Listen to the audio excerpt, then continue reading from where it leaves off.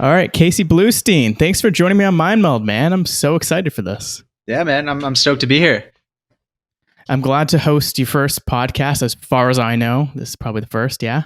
Yeah, it's my first time recording a podcast. I've been interviewed for like different things before, but it's my first time doing like the podcast format. So yeah, really excited. That's awesome, man. Yeah, I'm super excited for this. And I think like just for people like listening to the podcast, I always love to start off with like sort of your story so people can kind of get to know you as a preface to this conversation. So they kind of know what you're working on, some of the things you've done in the past. I'd love for you to mention your work at Secret Location, the project you just wrapped up, and you're just starting a whole new gig. So it's going to be a really cool place to kind of start because you're like starting a whole new chapter right now. Yeah, awesome. So yeah, where do I start about myself? Always loved the film industry, grew up wanting to be a producer, left university, traveled to 20 odd countries for like a year and a half. Dabbled in the tech world for a little bit and then landed at Secret Location, who had just won the first Emmy in VR because, my interest and curiosity for technology and combining that with storytelling was exactly where I wanted to go. Obviously, VR hasn't taken off to where people thought that it was going to be, and, there's still a future there, but it led me to starting a company and being on the founding team of a company called Transforms AI, or Transitional Forms, with one of the founders of Secret Location. And we just wrapped up our first major project, and we have other projects in like generative music and generative storytelling. This one that we just released a month and a half ago called Agents uses reinforcement learning to pretty much imbue the characters with a sense of personality and also train them on story structure. So every time someone interacts with it, it leads to infinite branching possibilities. And yeah, so it's very experimental in its nature. It's super, super interesting. And yeah, like the company is now turning some of the technology behind that into a product while also pursuing a couple new projects as well. Like I mentioned, in generative music, and then another one that uses GPT-2 to tell a story in a different way than Agents does. It's more of like an infinite story, but with text. And we have it in the form of a Zoom call right now where they're constantly communicating with each other. And like it ranges from like insightful to philosophical to, it could be sometimes they get racist. Like we don't really know. They're trained on, yeah. How does that happen? Like what are the inputs that would even lead them into those kind of conversations? So they're trained on a giant corpus of text mostly from Reddit, but like GPT-2 scraped the entire internet. And yeah, like we don't know where it comes from, but they put together very like logical conversations, and it's entertaining. And like what we think is interesting about it, and like where I think that the business model is going for it, is some kind of very passive entertainment where someone could just kind of like tune in, tune out where they want to. Like there's no ever like this, you have to see this part of it, but it's entertaining. Kind of like throughout. This podcast, right? It's a conversation. You can have it on while you're going for a run. Some people, I love to listen to podcasts while I'm at the gym. Although it'd be interesting to like listen to two AIs chat while at the gym or just going for a run or something, or even just passively while you're at home. It's such an interesting thing. Like, what do you think? Like, what do you think would lead people to want to do something to like that, or actually discover this? And be like, hey, yeah, I'll just tune in. Or is it just something that's just always on, and people who are interested drops in, they drop out? Or how do you see that kind of playing out? So I think it's a little bit more of like the Twitch mentality of like someone's having a 4-hour stream, but people aren't watching the entire 4 hours, right? Where this is like these characters have an interplay with each other, and you watch it for 10 minutes, they're talking about one thing, and then you come back half an hour later, they're talking about like, I don't know, they're literally quoting Kant, and they're having someone's giving like, well, the little girl has been being given advice by the old man. Yeah, they change characters. Like we constantly are putting like new names and personalities on them every time it refreshes. But the idea is that it's like everlasting content. Like literally, as soon as it only ends when we turn it off. There like does it follow a story structure? Does it have like a beginning, middle, and end? Is there a hero's journey? Absolutely not. It's totally random, but it's still very much in its proof of concept phase. And so, yeah, like that's the one project Transforms that I'm staying on because it's interesting. Fable, that's really cool. Yeah, I'd love for you to kind of explain that, how you're sort of like handing things off and where you're heading now. Sure. So yeah, like the reason that I'm handing things off is because I have a very personal attachment to the crusade that a lot of people are on to legalize psilocybin for therapy uses. Some family reasons, and like I think that it is a technology that's going to change the world, and that's ultimately what I want to do. And so yeah, like I got hired by this company called Quantified Citizen, that they are essentially a research platform for psilocybin. It's general, like they have an app and a platform that anyone could do a research study on. But their idea is to empower citizen scientists and researchers to be able to like push from the web to this app and do like really widespread studies really quickly and accelerate progress in whatever field that they want to. And they're focused on psilocybin to start. And it's awesome. Like they have Paul Stamets, who is involved, who's like one of the minds in psychedelic research. It's super, super interesting and inspiring. Like I definitely think that psychedelics and psilocybin will be a technology that people use and leverage for the rest of our lifetimes, at least, like for depression, anxiety, lots of different things. It's this missing piece in the healthcare industry that it's they try to solve things very directly with drugs, and this is more of like an abstract way of looking at it, and maybe that's the way that people should have been looking at it the whole time. Yeah, and the thing I love about it, using it as a medicine, any kind of psychedelics, is like it does the opposite of like the pharmaceutical industry right now, where they get you hooked on it and like, hey, you're going to be on this antidepressant, you have to take it every single day for years. Whereas psychedelics, you're like, you do it once in a year, maybe a few times if it's a clinical trial. But for people who just kind of do it, they're like, no, I'm good after one, and then the rest of the year you kind of work on that. So I think it's going to be huge too, man. So it's really interesting you get to like work on these kind of projects. And did you always have a fascination for psychedelics? Like when was the first time you've tried it? Probably when I was like 18, 19. Like I've done psychedelics at least once every year since I was like for the last 10 years, I'd say. I've done it on 4 different continents. Like I've definitely had my experiences, mostly recreational, I'd say, and I've had a lot of fun.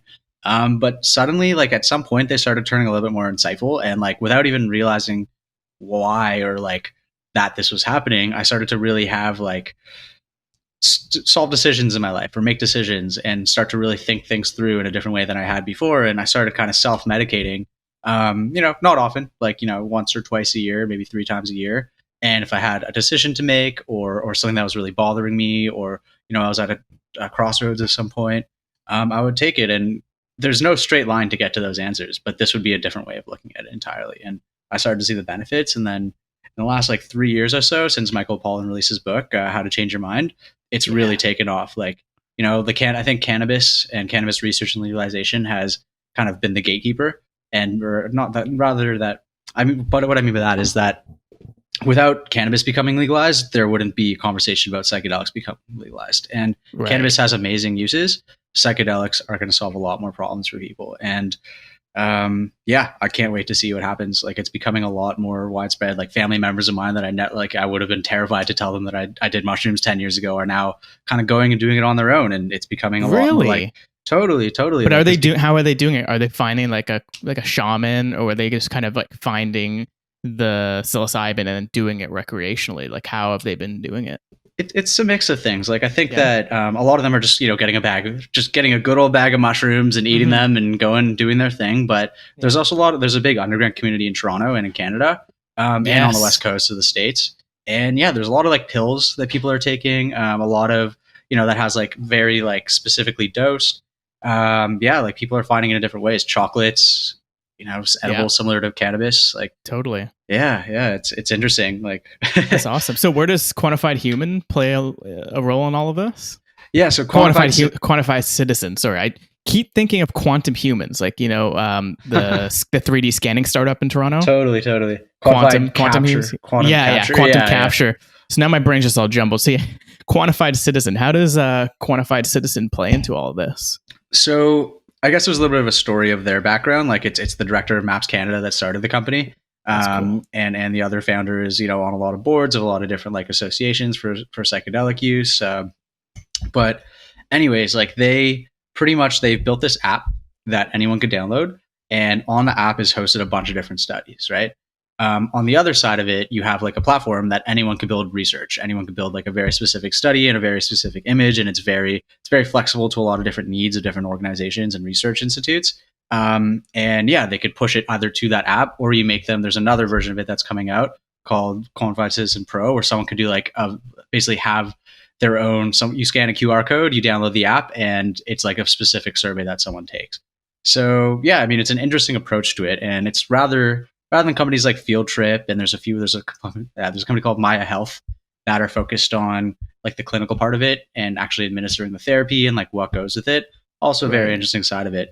This is more on the accelerating the research part of it, right? This is more Let's get the best researchers in the world to use this platform to be able to actually accelerate the research and circumvent the whole PhD and master student and research cycle, which takes often many, many years. And let's get this information in front of people. Let's make it accessible. And so anyone can do it. Like I could download the app and take a survey. Take a survey at least. So how would that work? What is the sort of customer journey or the user experience of it? Like how does the actual product work in conjunction with the psilocybin? That's really interesting that I could just like pick up the app and do that myself. Yeah. So right now, if you're like an end user, so if you're someone that's at like a participant is what we're calling it, we're not giving you any substances, right? Obviously that part of it's illegal. You're relying on people to kind of, join the study, and then you're prompting them to continue to do the study over like X amount of days, whatever the study goes for. So yeah, like it's getting information about you. It's anonymous. But yeah, like it's solving a big need for researchers, which is A, getting their studies to lots of people, and B, making it really fast and really efficient. So it's definitely like, research is an area I'd never thought I'd work in, but this is like a very particular niche of research that is super exciting and like on the cutting edge.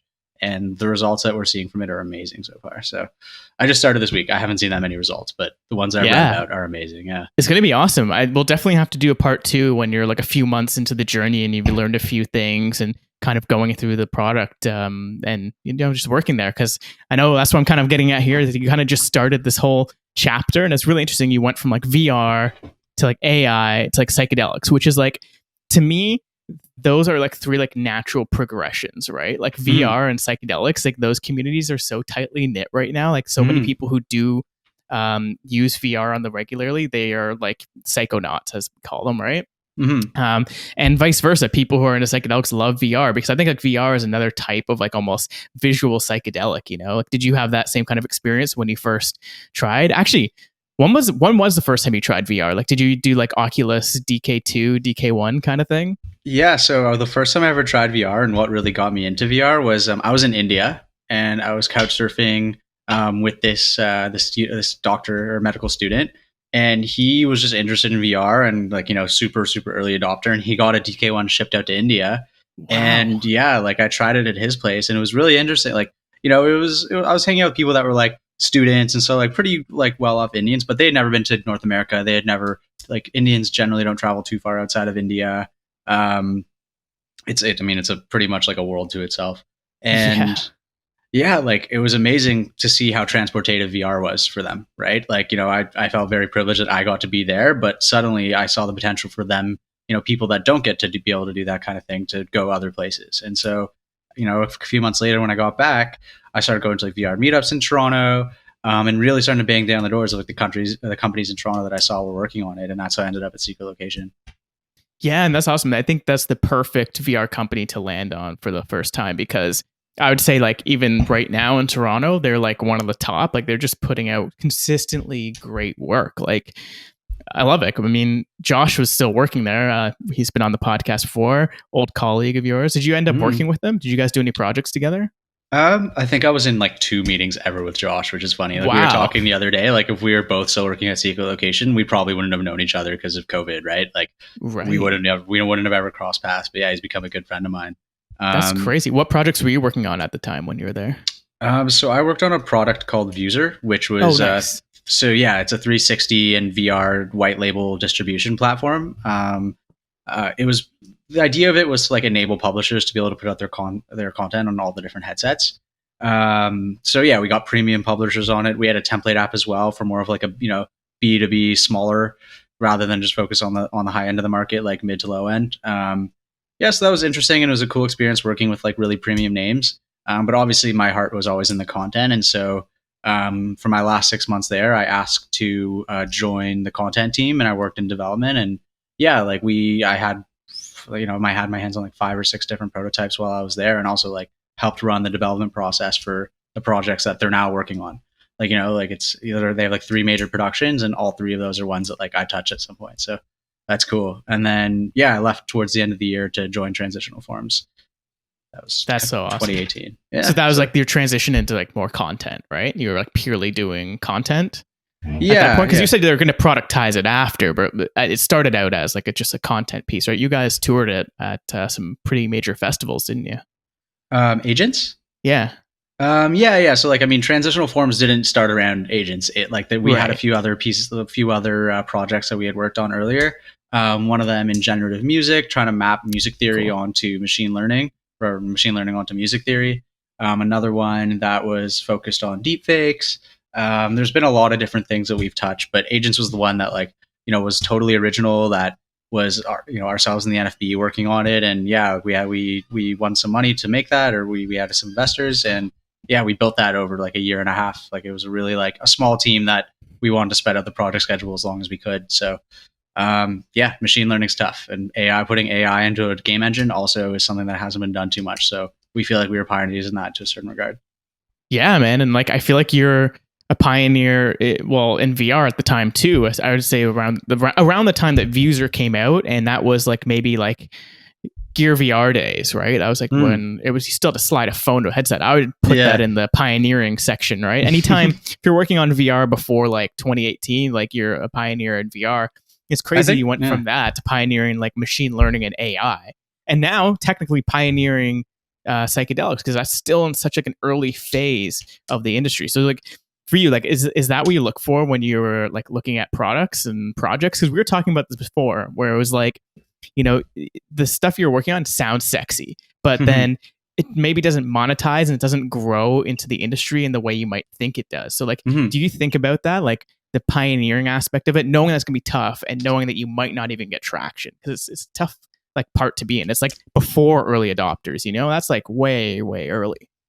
Totally. So like I would make the argument that people that are in VR now and in like, AI creativity, or what's being called synthetic media, are still pioneers, right? Like it's still so early. Like the internet was only invented 25 years ago, or not invented, but like, became widespread 25 years ago. Like, VR's been around for 5 years, or at least like the Oculus was bought 5 years, kind of when people see this cycle of VR starting. But the content and the hardware that's around right now is still going to look like, it's going to look like a Betamax tape in like 3 years.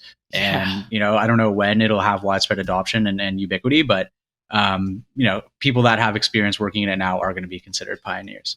But yes, like I definitely think about that all the time. Like I go for things that are sexy and things that I'm interested in. Like I'm just very curious by nature, and I'm always trying to get into things like, I like to be the first to find out about things, and I have that in a lot of different parts of my life. I always try to like recommend things to people and like find out about a movie earliest, or a book earliest, or this thing earliest, this restaurant, whatever.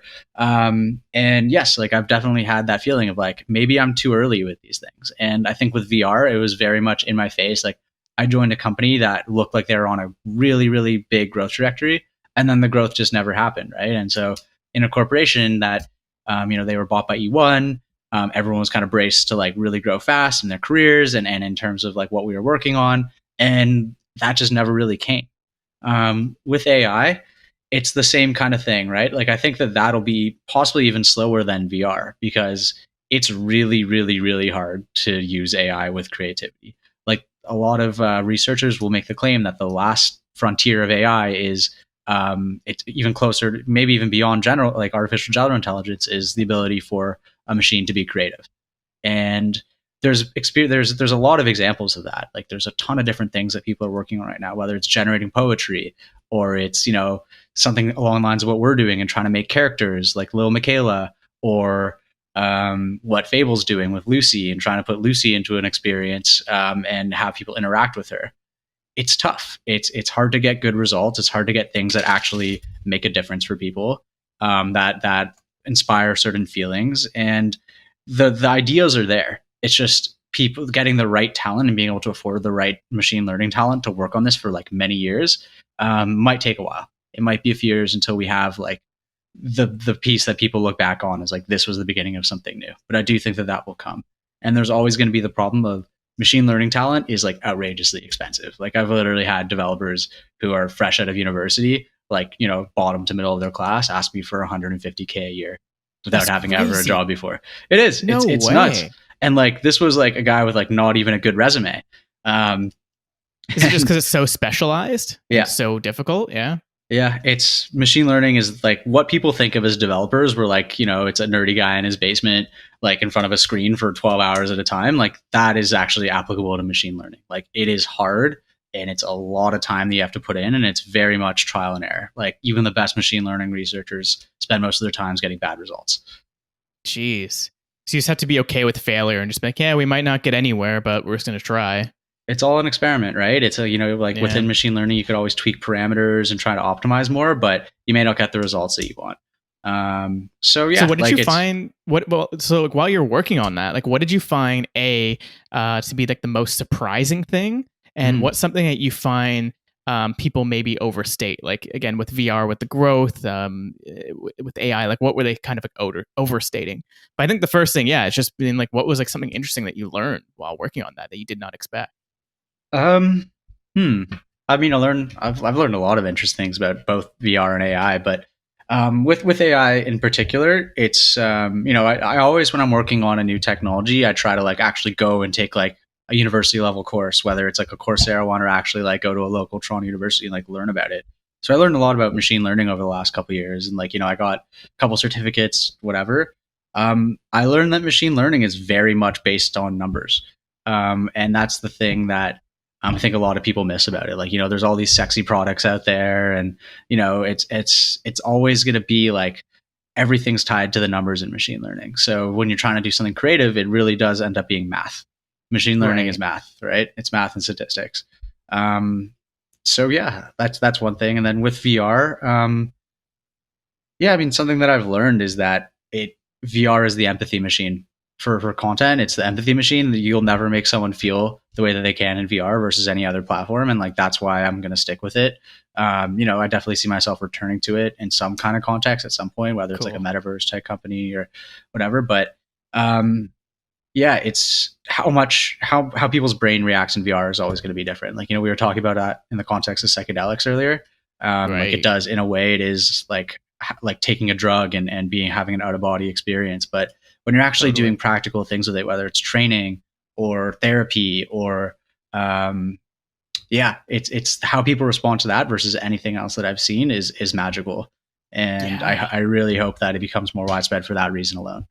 Yeah, totally. And I can definitely see those three things kind of coming together. I was just actually on a podcast the other night, and I kind of brought that up as like being, I think for VR as well, I think therapy will be one of the greatest use cases for it. Like you don't even have to pair that with psychedelics, but I mean, when you do, it's like super powerful, right? I mean, it could also be a little scary. Have you ever done psychedelics and then tried VR? At Burning Man, I was on LSD and I randomly found a guy doing VR in the middle of the desert. So I guess that counts. Did you tried it? Did you try it? Did you go into VR? Really? So what was your experience with that? I was honestly more blown away that I was doing VR in the middle of the desert than I was by the experience itself. But it was cool. Like, I guess it was Burning Man. So I had, you're so full of like adrenaline and like you have so many other things going on that it wasn't like, wow, like VR and VR and psychedelics are amazing. It was more like, oh, this is interesting. Like, what do I do next? Or I just wonder if like you had like a different type of experience with like being in a different dimension, basically. Like, I don't know if like, because when you're on LSD, you already feel like you're in a different dimension. Like, I wonder if that just kind of amplified it, or you kind of just got freaked out. Because I don't know. Sometimes I get paranoid on certain psychedelics. I'm sure people always have like little dark turns, and I'm like, I can't touch VR when I'm on psychedelics. Like, I need to be out in nature. I need to just be out free. I don't know if Marissa wants me to talk about this, but one time when we did shrooms together, I even tried to take out my phone or my iPad, and I remember her taking it out of my hand and she was just like throwing it in the middle of the forest. She's like, no technology. And then I started feeling that too. I'm like, I don't want to look at technology. It's so weird. But that could have just been the one time. I don't think that's like every single time, but I don't know. So it's interesting. You didn't really experience that at all. You're just like, more because it was like a surprise that I felt like it wasn't a very intentional experience. I was just very much like a wandering person in the middle of the desert. And did you go alone? This was, like Burning Man, there's always like an ebb and flow to things. Like you're with your friends and then you lose them and then you find them later. It's the greatest thing ever. Like, but yeah, this was like, I was literally riding my bike in the middle of the desert at like 3 a.m. and like these two guys were like had an installation in the middle of the desert with their VR experience. I was like, okay, this is random as hell, but I'm going to do it. Yeah, that's awesome. Yeah, so definitely, like I've definitely never had like the intentional, like I'm going to do VR tonight while on mushrooms and see how that responds, see how that actually manifests. Sounds interesting though. Yeah. So do you think like out of all those things, like VR would be the thing you come back to rather than trying to get back into AI? Because I think that's like further down the road before it's even really fully feasible. But I don't know. I want to hear your thoughts on this because I've been having the same feelings with VR too, because I still run a VR company. Technically, we kind of put things in hibernation mode.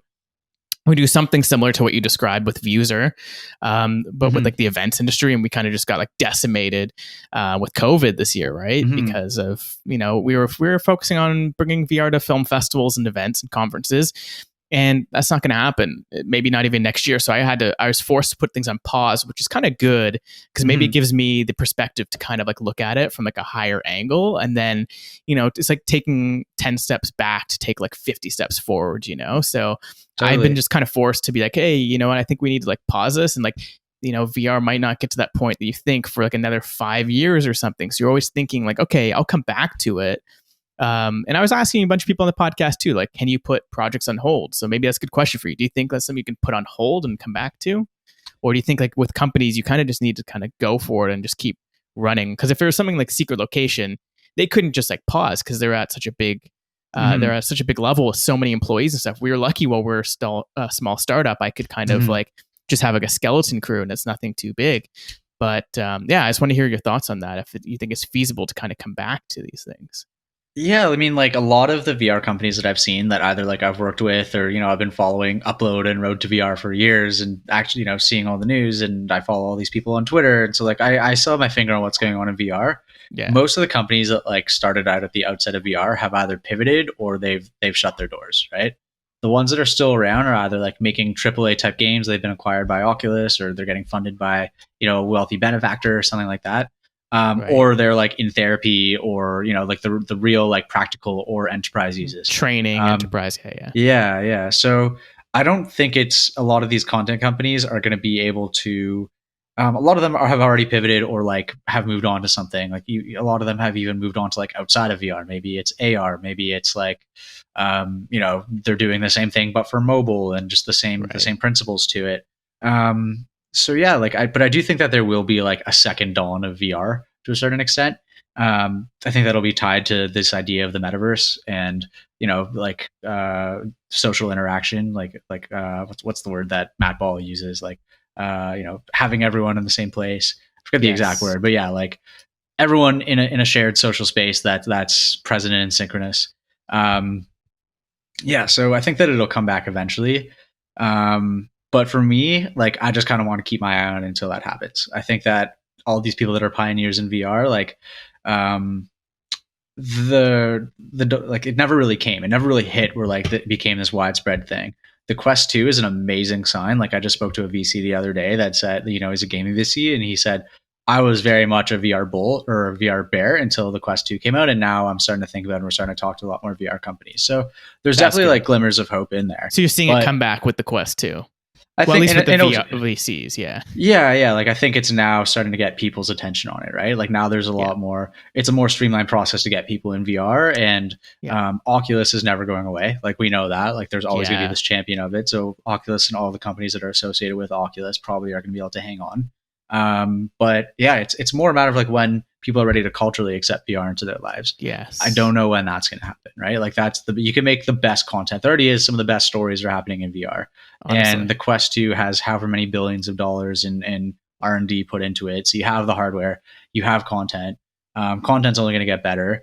And we have a pandemic where people are forced to be inside. Totally. So you think all the pieces are coming together for this, right? It seems like it from the outside. It looks like it would be.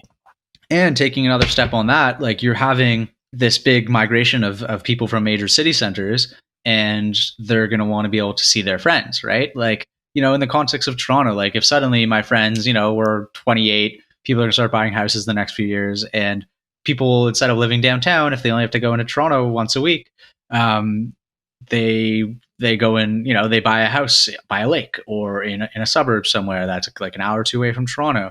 The problem with that is that your social interactions are going to be very different, right? Like, you're not going to go to like the local bar and like hang out with locals if your friends are all an hour away.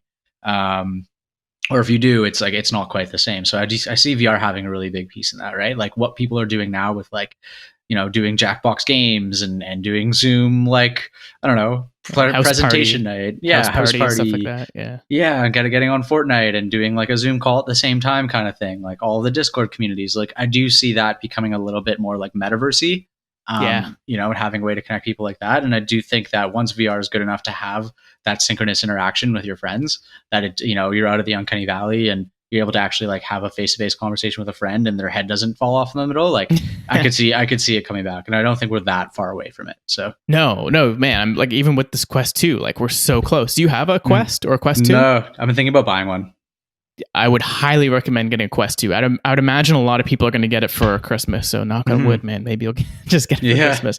It's a great gift, but because it's so cheap now, right? Like I was thinking about it, I'm getting a new iPhone. I haven't had an iPhone since the 5S. As soon as the new one came out, I'm like, yeah, I'll get an iPhone. I'll go back to Apple and just try something new. But then I realized that price is 3 times, like for the Pro at least, it's 3 times the price as a Quest. So you can get 3 Oculus Quests for the price of an iPhone. And people are saying that VR is still too expensive. Like, doesn't make any sense to me. So we're there with the price point, and we're there with the experiences, man. Like even during, well, here's the thing, dude. Like I think you're right. It's going to come down to the cultural adoption of it, because we have the technology, we have the experiences, it's all there. I recently started playing, or I guess experiencing, big screen VR with friends lately. I don't know if I'm sure you've heard of it, but for anyone listening, it's basically like you can set up like a movie theater or any kind of space. Basically now they kind of changed it so it's not just a movie theater, but the premise is like you have this big home theater and you can throw whatever you want, anything you want up on that screen. So you can put like YouTube on there, even you can put on Netflix, you can watch movies, anything. You can even just browse the web. And then you can invite friends to your space and you can watch it together. So you can like watch movies together. So I started having like these like basically call it guys' night when I was hanging out with a bunch of friends. And instead of inviting them over to my physical apartment, which I would have pre-COVID, they would just come here. We would have a couple drinks, and what do? You like watch YouTube videos, or in the case of us, like we all do play VR. We bring a bunch of headsets at our house and we kind of play these multiplayer experiences. But now you can kind of like replicate that in VR. And like, I haven't seen friends, or at least like hung out with them in their apartment or my apartment in so long. And this did such a great job at replicating that. Like you throw up anything on the screen. We're watching like YouTube videos and you're just hanging out and you feel like you're in the same 3D space together, and it works really well. And then there's like really cool, like, again, like they're almost like psychedelic experiences. If you've ever tried Half and Half from normal VR, man, honestly, it's so good. Like it's up to 4 player kind of multiplayer experience, and they have all these just wacky like psychedelic like experiences that you can like kind of hang out with friends. They have some games, like they have like this hide and seek game, which is so much fun. But they have other ones where you're just kind of floating around in space together. Like you're on like this hang glider and you're just floating around. And to have a conversation like that and you're chatting with someone, but you're both just like flying in the air, there's something about that. Like I love Zoom because like people are used to this for a podcast, but we could have just as easily, if you had a Quest, put on the headset, put the mic here, and then we're in the same 3D space together doing the episode. Like it'd be so interesting to see how that plays out, like with content, like user generated content in VR. Yeah, I think that's what the future is going to look like. I don't know when that future comes, though. Like it's, people have been ruminating on this idea of the metaverse for so long. And then, like Snow Crash has the idea of the metaverse. Ready Player One made it 10 times better. Yeah, way better. But yeah, like I think it's setting that foundation of like having present, people being in a synchronous social environment that's virtual, made in a game engine of some kind. But it's going to start. Do you think it needs to be multi-platform? Because like, for people who just rely on their phone, I guess it would, right? But then, I mean, so we're both followers of Matt Ball, but he also does talk about it as not being a single experience, but just like multi-connected experiences. So like you said, you could be the Discord communities mixed with some VR, mixed with like House Party, and it's all these different tools, but then we're accessing it just through virtual portals. Like it sucks right now that we have to go through like this screen, like this 2D screen. Yeah. You look like you're like literally in a portal here. Whereas with the headset, you go with VR, you just feel like you're both together in that virtual space together instead of just looking through a little window. Like there's something really magical about it. Yeah, I agree. Like I think that it will happen. I think that like VR is too, it will be too good to fail. It's like you said, it's just the cultural relevancy of it. Like when are people going to be okay putting something on their face? You see like analyst reports from like the big 4 accounting firms and from like, from all the big investment banks. And the common thing that you see in those is that people when they're surveyed just don't like putting something on their face. And so it's a form factor thing for sure. The Quest 2 solves a lot of that, but when is it going to be at a point where like it might be a generational thing, right? Like our generation has grown up with film and with TV, and when they tried to give us 3D TVs, it didn't work out because people just didn't want to put the 3D glasses on in their living room. They want to be comfortable. The next generation, it's shifted a lot more to games, interactive experiences, communities, like very, very much being online and like connecting with your friends online and playing games and sending Snapchat pictures, videos. I think Snap Minis are going to be big for that reason. But maybe it's that generation, or maybe it's the one after where it becomes like, okay, this generation is now okay with virtual worlds, right? So then they're teaching their kids, and they're kind of growing up with that technology from scratch. Totally. Man, it is definitely a generational thing. I was thinking about it just like today, honestly, while I was going on a walk outside, and it was just like our generation, we're doing Zoom calls and we're doing like Google Meet. Maybe that's partially because like we're in the workforce now, we're out of school and stuff. But then I just see like my younger cousins who live out in Coburg, like 2 hours away from the city, and they're meeting up with their friends on Roblox. Like they're not on flat little video screens. They're walking around in 3D space on their laptop and tablets. Like they're already used to that metaverse already. It's totally crazy. But do you think it's going to be them that's okay to throw in a VR headset, or do you think that's going to be something that they originate and like becomes a little bit more widespread with Gen Z, and then like either their kids or whatever generation comes after that? What comes after Gen Z? Gen Alpha. No. My Is friend it Alpha? Actually, it's Gen Alpha. Well, it makes sense. Z, then it goes back to A. Yeah. It makes a lot more sense. Weird. Millennials, Gen Z, Alpha. Huh. I don't know who made that. The alphas are taking over. Yeah, man, Gen Z is taking over. I can't even imagine what the alphas are going to be like. Listen, like you want to get futurist here, like Gen Alpha may never die, right? True. I'm hoping that I can live long enough that I never die. Yeah. I mean, we'll see. Maybe I don't. I don't know, man. I have mixed feelings about that. Philosophically, what do you think about that? Like, would you want to preserve yourself if you could? Like, whether that's uploading your consciousness? I don't know. Whatever. If the people I love were also around, then yes. And the other caveat there is that I'd also want to make sure that I had like not necessarily my young body, but like a younger body. Like if I'm old and I'm like, I have creaky joints and it sucks to get out of bed. Like I don't want to live forever. I'm ready to go at some point. But if I'm like, my 30-year-old, 40-year-old, 50-year-old self, like, yeah, fuck yeah. Like if I could have my wife and a few of my friends and we could just like hang out in a retirement home that just never ends somewhere, maybe in the metaverse, who knows, right? Have you seen Upload? It's on Amazon original. No, I haven't. Man, you haven't. Most people have Prime. I'm assuming you're a millennial living downtown Toronto. You have Prime, don't you? You have Amazon Prime. I think I do. Okay. I just generate a bunch of email addresses and like get free trials of Prime. Yeah, you're gonna love it. It's amazing. It's basically the idea as if like Facebook basically created the metaverse, and then people who die, they can upload their brain to I can't remember the name of it, but there's a bunch of different like networks in it, but it's basically a retirement home for like the afterlife, and then your friends and family can still message you through VR, but your consciousness is uploaded into the server. But it's funny because it's like a Facebook like company that takes it over, or like an Amazon type company that takes it over. There's like microtransactions in it. So there's all these people who were poor and they died, but they got uploaded, and they're living in like basically jail. Like they can't do anything because you have to pay for everything, like with virtual currency. So, I mean, if this is obviously satire and it's kind of like a really long Black Mirror episode, but it gives you a funny idea of how it could actually be if like a shitty corporation took it over. So if you are going to be uploaded to VR, I would hope it's just like open source. You have access to everything like the internet. It's not like too corporate-y. Well, that's what this whole like the surprising thing that's emerged around the metaverse is blockchain, and how blockchain is going to be really important in it, right? Like the metaverse may not be able to happen unless there's interoperability between platforms, like similar to what you're mentioning before. Like you should be able to go from Roblox to Minecraft to, and drive your Rocket League car over there seamlessly. But yeah, like Facebook right now owns the metaverse. They're doing their best chance at trying. Yeah. But yeah, like it's a lot of people that are, futurists, but also have investment power. Galaxy Interactive is a big one. There's a few in England that I know of. They're really focused on like blockchain, both as a currency for the metaverse and also for how things are owned and how property is allocated. The concept of an NFT is getting really big. Like Lil Miquela yesterday just sold NFT art for 80 or 125 or something Ether or Ethereum. What do you mean NFT? non-fungible tokens. So essentially, yes, like the big thing right now is NFT art. A lot of these artists are like creating 3D art in like a game engine or dude, I bought one recently, physical art piece. So cool. If anyone's watching this on YouTube, you'll be able to see it. If not, I probably posted on it somewhere. Very cool. Oh, that is trippy. I love that.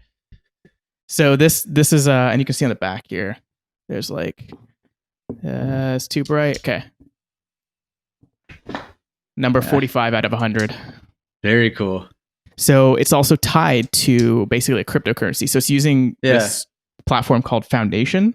Mm-hmm. And there you could either buy the tokens based on this artist, right? And just trade the tokens, or you can buy this and then it's kind of like, I guess, attached to the token. So the idea is that the value can kind of go up because there's only a certain amount of it. And exactly.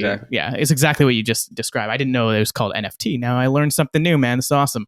Good. I'm glad to impart some knowledge for you, and you will use that on your next podcast. That's great. NFT this is going to be the title of this. There's a lot of money flying around in that space, like right now. Like there's this big group, like there's this $300 million VC fund called Galaxy Interactive, and they like mostly invest in interactive media and games. And he just started this Discord group, and he's doing like this guy Richard Kim is doing like NFT auctions, and people are buying these pieces for like thousands of dollars. Like if you're a game artist or a 3D artist of any kind, like that is what you should be working on 100%. I've already converted a couple of 3D artists I know to start thinking that way. Really? That's awesome. The idea is that like, it's like owning a piece of the metaverse almost, or owning a piece of the internet. There's this company out of Vancouver called Dapper Labs, and they created CryptoKitties. Are you familiar with CryptoKitties? Oh yeah. Yeah, so they've expanded that CryptoKitties concept to the NBA, and they have this thing called NBA Top Shot, and it's like you own a highlight pretty much. And it sounds hokey. It sounds like the new version of trading cards. Dude, like apparently the Kawhi shot went for like $500,000. Like people are paying for this stuff. I don't know if I ever would, but like it's wild. Well, that's a really good what's an interesting thing to me is like what you hold as valuable, right? Mm-hmm. Like there's only 100 of these pieces of art made. And I don't know if you'll actually be able to see on here, but that image has actually been my phone background for a while, for months before I bought this thing. So to me, it had value because I really, really loved the piece of art. I love that artwork. It really just spoke to me. And then when I saw it did that crazy shiny metallic effect, I was like, holy shit, I need to have it. And maybe, I think she sold the 100 of them, but how many people in the world really care about that? Again, how many people care about the Kawhi shot? How many people care about Pokemon cards, yet they're still selling for $500,000 as well, right? It's just value when it comes to Bitcoin or money or whatever it is. It's just is it valuable to the person who wants to buy it, and what are they willing to pay for it? That's basically all it comes down to. Totally. And like I think like to expand on that also, like people want to own a piece of something, right? Like eventually it's almost like staking a claim. It's like why when America was first formed, like, you know, they drew up pieces of plots of land and people bought them. People now can buy pieces of the internet and the really nice parts of the internet, right? And it's yeah, I don't know. It's an interesting thought. Like it's staking ownership over something in a decentralized way, that in order to like enable the metaverse. It's super interesting, man. It's these kind of topics where like a lot of people that I know, it's not that they don't have the capacity to talk about these things. It's just their interests don't lie in the intersection of these type of things. Like there's only a few people, especially in the city that I am aware of, that are kind of into these kind of things, that are able to make these sort of connections between these multiple industries. Because I really, really believe that where the really interesting things are going to come out in the next like 10, 20, 30 years, it's going to be in the intersection of these things. It's where you start taking bits and pieces of like, you know, the psychedelic industry and how does it apply to blockchain, and how can you sprinkle a little bit of AI, whether it's not actually AI tech, but the way it's made or the thought process behind it. So it's really interesting that you go deep on each one of these topics. Like you're just saying you did some like university level courses on like machine learning and AI, VR. I think the only thing you could really do, especially at the time, was like just do it. Like you can't really learn about it, especially at that time. And now with psychedelic, like you can read about it all you want, but until you've taken psychedelics, you don't really know. And then once you've had that experience, you can't describe. Same with the VR though, right? Unless you've put on the headset, it's so hard to describe. Like you interesting comparison, It's pretty much the same thing, but it's cool that you're able to kind of take all these disciplines and industries and package them together. So like, what do you kind of think is like next? Like, what do you think is the future of these kind of things kind of colliding? Because I think that's where the interesting shit's going to happen. Um, I think Just it high is, level. similar to like what we were talking about a little bit ago. It's going to be because people aren't going to be as connected physically for the next little bit, and possibly for a lot longer than that, right? Like the COVID pandemic is going to beget people being moving further apart and be that becoming a lot more culturally accepted. So maybe it's not VR, but people are going to need virtual spaces to meet. Zoom sucks for social interaction, right? Like, you've ever been on a Yeah. Zoom call with like 20 of your friends and like no one could talk because it's just a fucking chaos. So, okay, great. Sprinkle in spatial audio. Great. There's use for spatial audio all of a sudden, right? Yeah. That's like the most basic example of that. But it's, I think people are going to become a lot more, our generation at least, people are going to become a lot more like, get more into gaming. Like, I always use my girlfriend as an example. Like, when she starts the game, that's when I know that like interactive media is starting to work. It's like, because we grew up in the generation of like everything's a film or a TV show, and Right. the film model is on its way out, and the Yeah. best stories now are being told in games anyways. Plus, it's a place for you to interact with your friends, right? As technology gets better, and like performance is better, and that you could actually make things more lifelike. Maybe Unreal Engine 5 will help to make like animating people's faces will be a lot better, to the point where you'll actually be open to like meeting a friend full body, and it feels a little bit more like an in-person interaction, right? Like an avatar will actually have like be emblematic of a person rather than just like an expression of them. Yeah. Yeah, so I think that, to answer your question, where things are going, I have no idea. I'm a practical futurist, so I try to like not let my biases interfere with that. But I do think that this concept of the metaverse, and like, which needs a rebrand, by the way, is going to be where people spend a lot of their time. And it's going to combine a lot of these things, right? It's going to combine blockchain for protocols, as well as currencies, as well as like owning property in it. It's going to combine AI. You're going to need like in Snow Crash, there's this idea of like a daemon. You're going to need like all these reinforcement learning type like agents in there to like be a bartender, to be a security guard, that kind of thing. So think of it as like a really, really good and not NPC. Like, Yeah, totally. Like these AI characters. And I was thinking about that, man. It's like, people are so worried about their jobs being taken over by like AI and automation. And like the first place we're going to see robots is going to be in VR. Like, I mean, yeah, we're seeing like these like Boston Dynamic dog robot thingies, but like where you're going to really see like what we think of as robots is going to be in VR, right? Like we're already seeing that with chatbots at like the very lowest level, just typing to them. And then the stuff that you're doing, it's like you're seeing like actual things moving and like trying to plan ahead. And like, it's crazy, man. It's crazy what will happen. Like you eventually, like you said, you will have like all the doormen of the world and all the people who are like doing cashier jobs, and transportation is going to be AI. It's just going to be automated. It's easy to program to a certain degree once you get there. It's going to be wild. Totally. Like, I think that, I mean, there's the practical version of that, which is like, Andrew Yang's holy shit, we're about to not have any jobs anymore. Like, people got laid off because of COVID, and like they're not going to get their jobs. Companies have gone far enough in automation to not let them back. But yeah, a lot of those jobs, like a lot of the things that people value, will be replaced in virtual spaces. So in some ways, like there's money savings there. There's the ability for people to like have VR headset or be able to like go online and not spend too much money. But yeah, like in definitely in like a metaverse or like a VR type experience, like those jobs will be the results. Those will be like bots. Those will be like really good reinforcement learning agents that just like know how to do stuff in different environments, and they'll work. They'll like interoperate well with humans. But you're right. Like it's definitely it's a scary time for sure in a lot of ways in that regard. Yeah, it kind of is. And I like, I mean, one of the reasons I did this podcast was just sort of like put this as a video diary or like journal of us chatting about like what's happening during this time. Like not just the technology is happening, but also the culture and society is happening. Because while all this is happening, man, like we're being forced inside. Like I started this podcast shortly after like wave one of coronavirus, of COVID-19. And now we're like kind of like approaching this like weird wave 3, where in Toronto, at least, just, on Monday, we were kind of brought back into lockdown, so it's like we kind of have to really look at the technology that we're using to see if it's like, is it being put to the best use right now? Because like obviously we have to like physically like be quarantined and being kind of locked down and doing our social distancing. But then how many people even have the internet? How many kids have not been able to go to school and like learn things? which is one of the reasons I guess they're trying to keep all of the schools open. It's like, geez, man, if like kids couldn't even learn online because they don't have internet. I'm thinking of like some of my grandparents, they don't even have like a tablet with like Wi-Fi. I'm like, so I can't do video calls with them. And it's like, we're social creatures at the end of the day. We need to have these interactions. So yeah, I'm excited for VR and I'm excited for all these things to happen. But at a certain point, we're going to have to get back to like a physical connection with people. Like I want to go to music theater, musical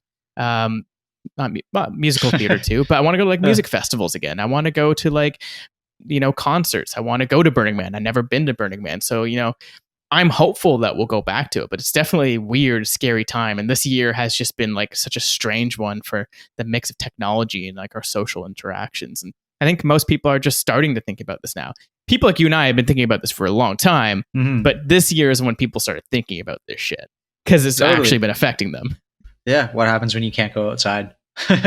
It's like a very dystopian scenario for sure. But yeah, I mean, like it makes you like, this is like along my thought process of like why I decided that I wanted to leave Transforms and like focus on something a little bit more tangible and something that like I think actually will benefit the world.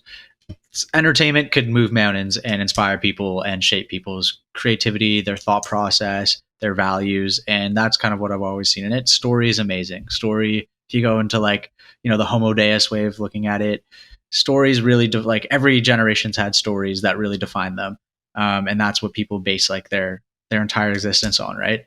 But I want to do something that like I actually think will help people directly. And like during COVID, you realize the people who are, it's not the investment bankers or the lawyers or, the people who are making the most that are the most valuable. In fact, they're some of the least valuable when you actually have to take everything away and really focus on the essentials.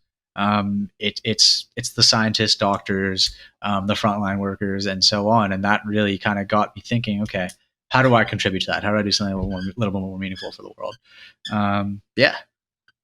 And that was when you decided to go into psychedelics. That's when you're like, hey, I think psychedelics is that space. Yeah, I mean, the psychedelics thing came along a little bit later. Like that was like a nice, pleasant surprise. Like there were a lot of different ways that I had shaped like what I'd work on, what I wanted to work on. And obviously there's like the getting a job process in that, right? Like it's, like not most companies are not social enterprises. Like it's really tough to find something that like actually helps. It's the ikigai, right? It's like the thing that you're good at, the thing that pays, the thing that helps the world, and the thing that you like doing. And most people don't get to be there. And so I think I'm fortunate to have been able to like, I've got at least gone as close to that as I can with psychedelics. That's awesome. Has that just been always something that you found like super interesting, or is it just like after experiencing it, you're like, hey, I know this could help people, not just myself? And is that kind of like your thought process behind it? Was like, hey, and also like sort of like what is the part that you think you can contribute most within that sphere? Because there's so many different things you can actually do, right? You could almost, I'm thinking of like even the marketing people who eventually find ways to market it to people who would never ever try it. Like what do you do with the people when like this thing could help them? Like, okay, you could just take this thing, not a pill per se, not trying to put a pill down, but it's like, hey, if you try this thing, it will help in some sense. It's not a matter of if. It's just a matter of when the fuck is going to kick in, and then give them a couple hours and they'll come out of that a totally different person. Totally. So yeah, I mean, like how I think that, I mean, I have a lot of personal experiences where psychedelics could have helped people. I have, some friends that have had trauma. I have a little brother who's had, a lot of problems through his life, and, he's been in and out of like different institutions, and, he's tried many different pharmaceuticals and types of therapy, and nothing sticks. Nothing's been meaningful enough, or like all these traditional ways of doing things. And a doctor says, hey, take this pill, or hey, you have this, I diagnose you, therefore you are this, and you should have this, right? Where psychedelics is a more abstract way of looking at it. And the modes of therapy that are being created right now around it are amazing. It's a way of looking inside yourself, exploring your brain, exploring your consciousness, and approaching things in a much different way. And the results that you see, like when you start reading about like trials and even if you've read How to Change Your Mind by Michael Pollan, it's unbelievable what happens with people. And it's most people, it's like the efficacy, if you're actually calling it like the efficacy of a drug, it's much more I don't know the way, it has a much higher efficacy than your average pharmaceutical. People are responding to it, and it's changing their minds, it's changing their lives. It's literally rewires the brain, man. It's crazy. Yeah. And like, and instead of just here, take this cocktail of drugs and hopefully it works, this is a lot more like hands-on. And so I do think it's not just going to be like a big product. It's not just going to be like pharmaceutical, psychedelic products are going to be big. There's a market there. But it's going to lead to a whole new branch of therapy, different kinds of jobs, and people that are actually helping people, like very on the ground helping people. How I could help, like, I always thought if I was going to get into it, it would be somewhere between like, okay, like I've been a bit of a psychonaut before, and I also understand the business side of it, right? Like what's happened to cannabis is like, it just got so like big corporatized that like, it's the principles, like, like the whole stoner generation, either people, all of the people that had big grow ops before, they either got really rich or they're like upset about how corporatized everything got. And that can't happen to psychedelics because that defeats the purpose of psychedelics, right? Like you have to hold on to that, like maybe not so much hippie, but like very like, the type of attitude that you take towards it, right? Like you can't have like, you look at the sites of cannabis companies and how people talk to it and how they're marketing it. And like, it's not the way that it was meant to be. If that happens with psychedelics, it'll ruin it, right? Like if you make it a corporate product. So I always thought of myself as like, I hope to work in some kind of strategy where like, how do we get these products to market, but also not lose the value of them and not lose like the roots of them, right? Because you need that there. But yeah, I mean, finding the right market for that product, like not being a consumer product because it's not, and I don't think it should be, right? Exactly. It belongs in, in therapy, in the therapeutic world, like for sure. And how you relate to someone to try it too, right? Like, yes. I don't like it can't be touched too much by the pharma, like traditional big pharma, because it's like, they're all about pushing pills. Like, it can't be ever like, you have to take this. That's not the way for people to have their first trip. Like they have to be brought into it in a certain way. And like every piece of their, like, if you want to call it a customer journey, has to be a lot more meaningful. And they have to be very willing to do it. Because it can go really bad, right? If they're in a horrible setting, if they don't feel right, they feel pressured, it feels too clinical. Like it could be weird, it could put you in a really bad mindset and it could all go really wrong. So it definitely needs to be approached well. Yeah, totally. But yeah, I mean, in practicality, like I'm on a really interesting side of it, which is like a company and a product that's going to really help accelerate the legalization of it, right? Like that's probably the most important thing right now. There's a lot of like even in Toronto, there's a ton of like citizen practitioners and like underground clinics that are like innovating on modes of therapy for psychedelics. Like they're really inventing ways of like how you bring a patient through this, like, how many trials they need, what's the dose, what questions do you ask, like how do you do it? But they have to be so careful because it's still totally illegal, right? Like I was gonna ask for sure. 100% illegal. Like actually today, the first ever, I don't know, they shared it on our Slack today, like the first ever legal growth of mushrooms happened in Canada. Like the first ever legal harvest of mushrooms happened. So it's happening. Like, that's cool. Yeah, so you can legally grow it now. Is it just for medicinal use? Is that no? It was like one clinic was able to do it legally. Like they granted the first ever license or something for a clinic to be able to like grow it for clinical use. Right. So like there's baby steps. It's happening. I mean, like Oregon Oregon legalized it. A couple other states decriminalized it. So that's kind of what happened with cannabis. It was like Oregon and then Washington, California, and then suddenly Canada legalized the drug. So maybe it's a couple years away. Maybe it's whoever the liberal person that's running for prime minister next time, that's one of the things that they'll do. That'd be really cool, man. Because it's definitely, there's no way it should be illegal. Like, it should be sort of contained and like safely distributed and used. Like you don't want kids just doing it. But dude, I remember being in like high school and doing salvia that I bought from a fucking convenience store. Oh yeah. And that was like 10 times crazier than mushrooms, man. Totally. It's insane. I barely smoke weed anymore, and I honestly am way more in control on mushrooms. Like that's not for everyone. Obviously, mushrooms are a way more potent drug than marijuana, but like I become very anxious on marijuana, on weed. With mushrooms, like your average person, they do mushrooms. They're like, that was super fun. I'm not doing that again for another 6 months. Exactly. Like, at the very least, sometimes never again. They're like, I'm good. I've tried it. Never need to do that again. But I think people like you and I, the curious minds, were like, I'm ready for this again. Let's try something new. And like you said, do you go into it like with a certain, not like destination, but you come up with questions for yourself? Because you're saying how you use it therapeutically. I'd love to hear how you approach that when you kind of do it therapeutically. Usually it's like one major life decision. Like, I mean, I'm not like planning on doing it and therefore I have a life decision. It's like I have a life decision and I'll take the day off of work, or I have a weekend and like, okay, that seems like a good time. I'm going to go for a walk by myself or do it with like a certain friend. But yeah, like it's I don't like to prepare for it, because if you try to prepare, it's never going to be the thing that you prepare for, right? Like you can't with this kind of with psychedelics, you just can't really make a plan. Both recreationally, like when you're trying to have fun, you're like, yeah, like we're gonna go to like the park or something and we're gonna spend an hour this. Of course that's not what's gonna happen. Like you're gonna do a bunch of other shit. And if you try to approach like, I'm gonna try to like solve a problem in like a very structured way, it's not gonna end up being the way you solve the problem. So why even try? Yeah, I don't know. Just that, at least that's my way of doing things. So you just go in it open, just knowing that you're ready for it, and you just go into it with no expectations. Yeah, exactly. I think that's the way to go about it. Totally. Yeah. Like it's a tough thing to set expectations for. I don't like to set expectations with pretty much anything anymore, right? Expectations are only meant to be, they only lead to disappointment pretty usually. Yeah, they always say a happy life is just like, the lower the expectations, the happier your life, which I think is true. Because if you have high expectations all the time, there's no way you can ever reach it, right? But if you have low expectations, you can always shatter it. But also, I think if you have low expectations, sometimes people shoot too low. They shoot for mediocrity. Yeah. What I think we're talking about here is not having any expectations, not having low, high, or anything, just having no expectations, just going into it. And I think that's a really great way to live and a great sort of philosophy for life. It's like, don't have any expectations. Yeah, I hope I could get there. It's hard not to put expectations on anything, It's like, it would be a very interesting person that literally goes into everything saying like, yeah, I don't like, whatever happens. Like, I don't care. I don't know.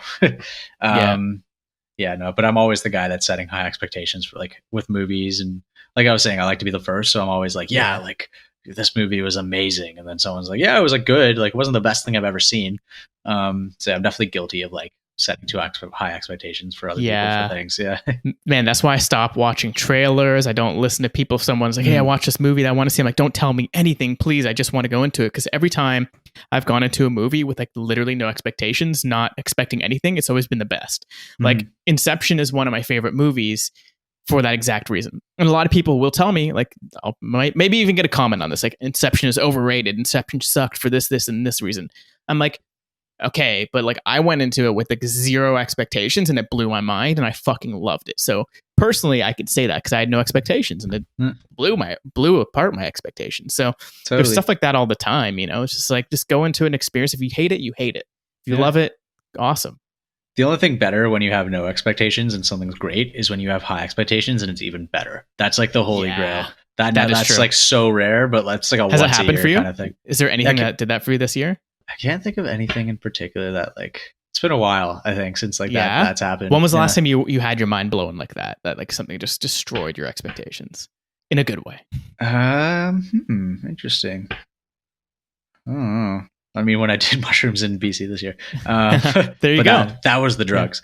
Right. Yeah, I don't know. I can't think of like the last piece of content. Like I'm mostly thinking maybe about not content. That's what I'm thinking. Like, I think if that mushrooms thing, I mean, most of the time doing mushrooms will blow your mind, but yeah. Here's one, the game Control, the video game. I had super high expectations. Like I had a 3D artist tell me it was one of the coolest games they've ever played and all this stuff.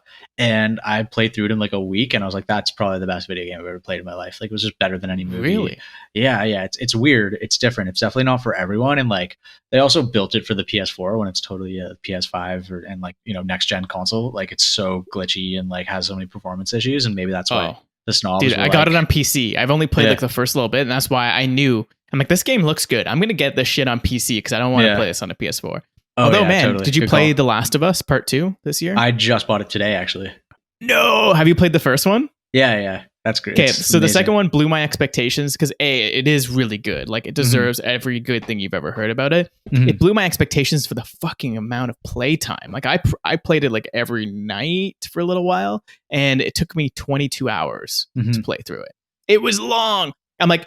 It almost like it blew my expectations in a good way, but because I was like, I wanted to keep playing, but also there was like a point where I'm like, okay, this could have been the ending. Right. And then it's like, shit, it just keeps going.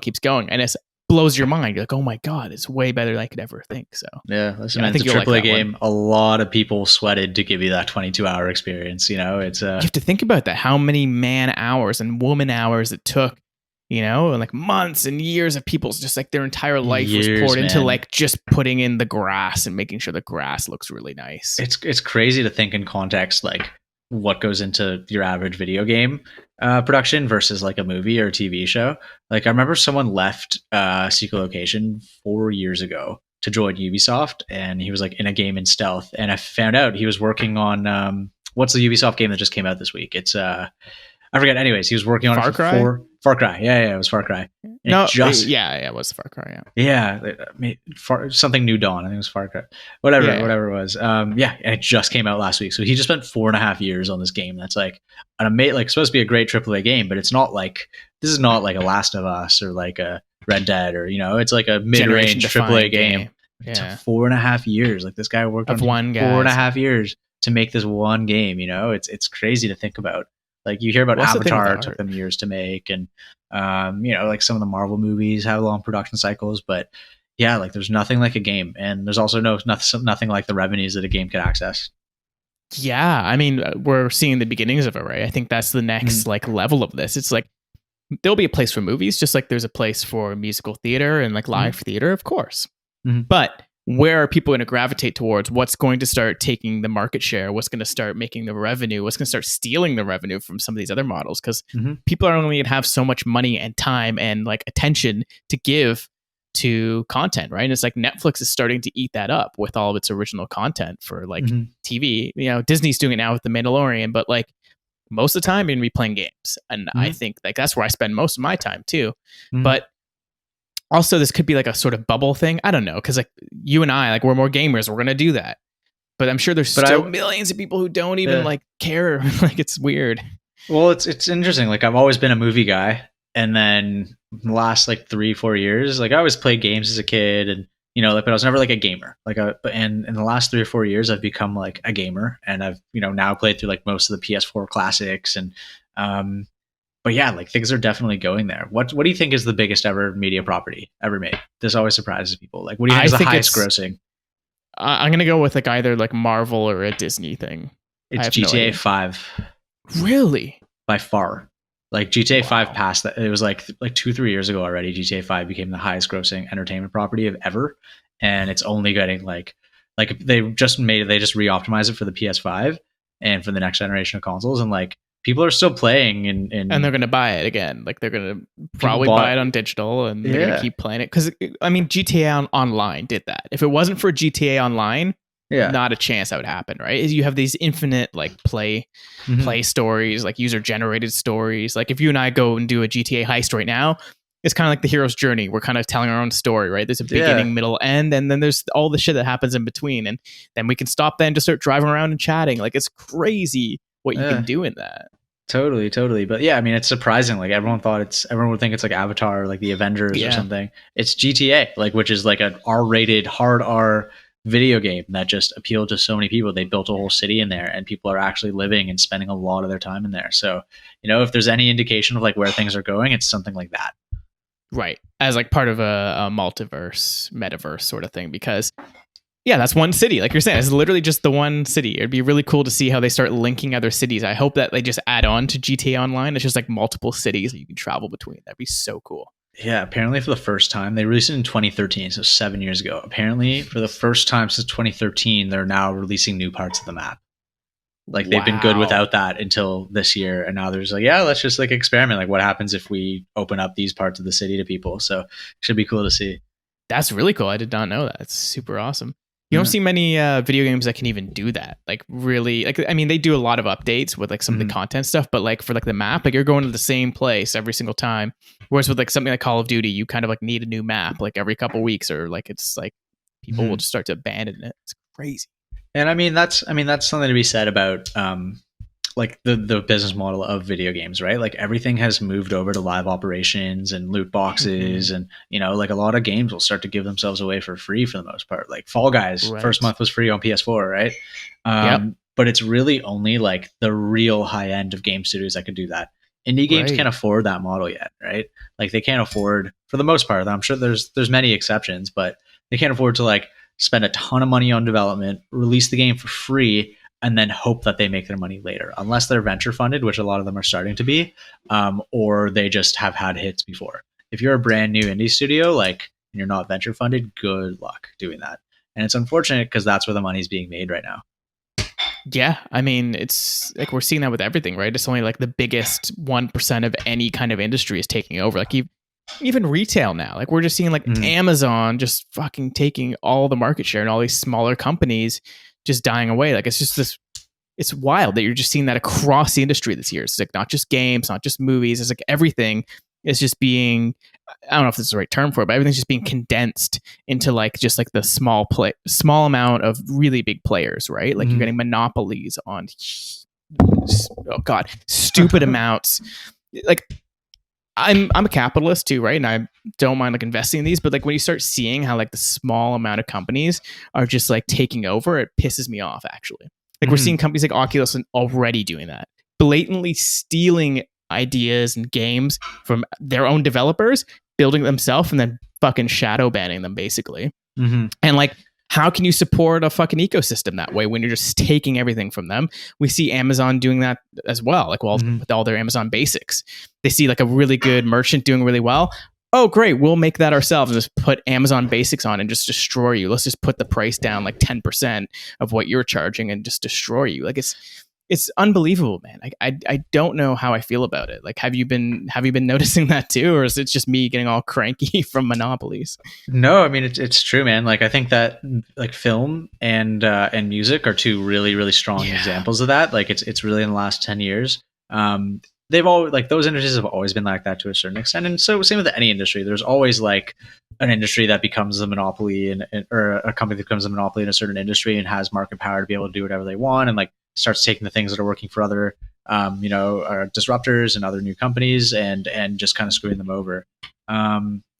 But yeah, like film, it happens because it used to be that the model of making an indie film was you get some funding, or it's very much like a grassroots effort, family, friends, and you have like one little investor and you bring it to Sundance and suddenly it's amazing and hooray, like your career's, you're all on track. There's still some examples of that happening, but now Sundance movies, no one's funding a movie unless you have like a star in it, right? It's very rare to see, or unless there's some like any movie you see is usually funded by a government. Canada has a lot of those.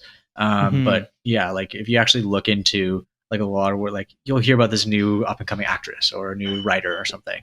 You look at their IMDb page, you look at their Wikipedia page, it's like, okay, so they're like their aunt is Meryl Streep or something, right? It's very much like a nepotistic industry. And then in terms of like where box office receipts are coming from, it's, the younger generation didn't grow up with movies, and the 2-hour model for go-to movies isn't going to work for them.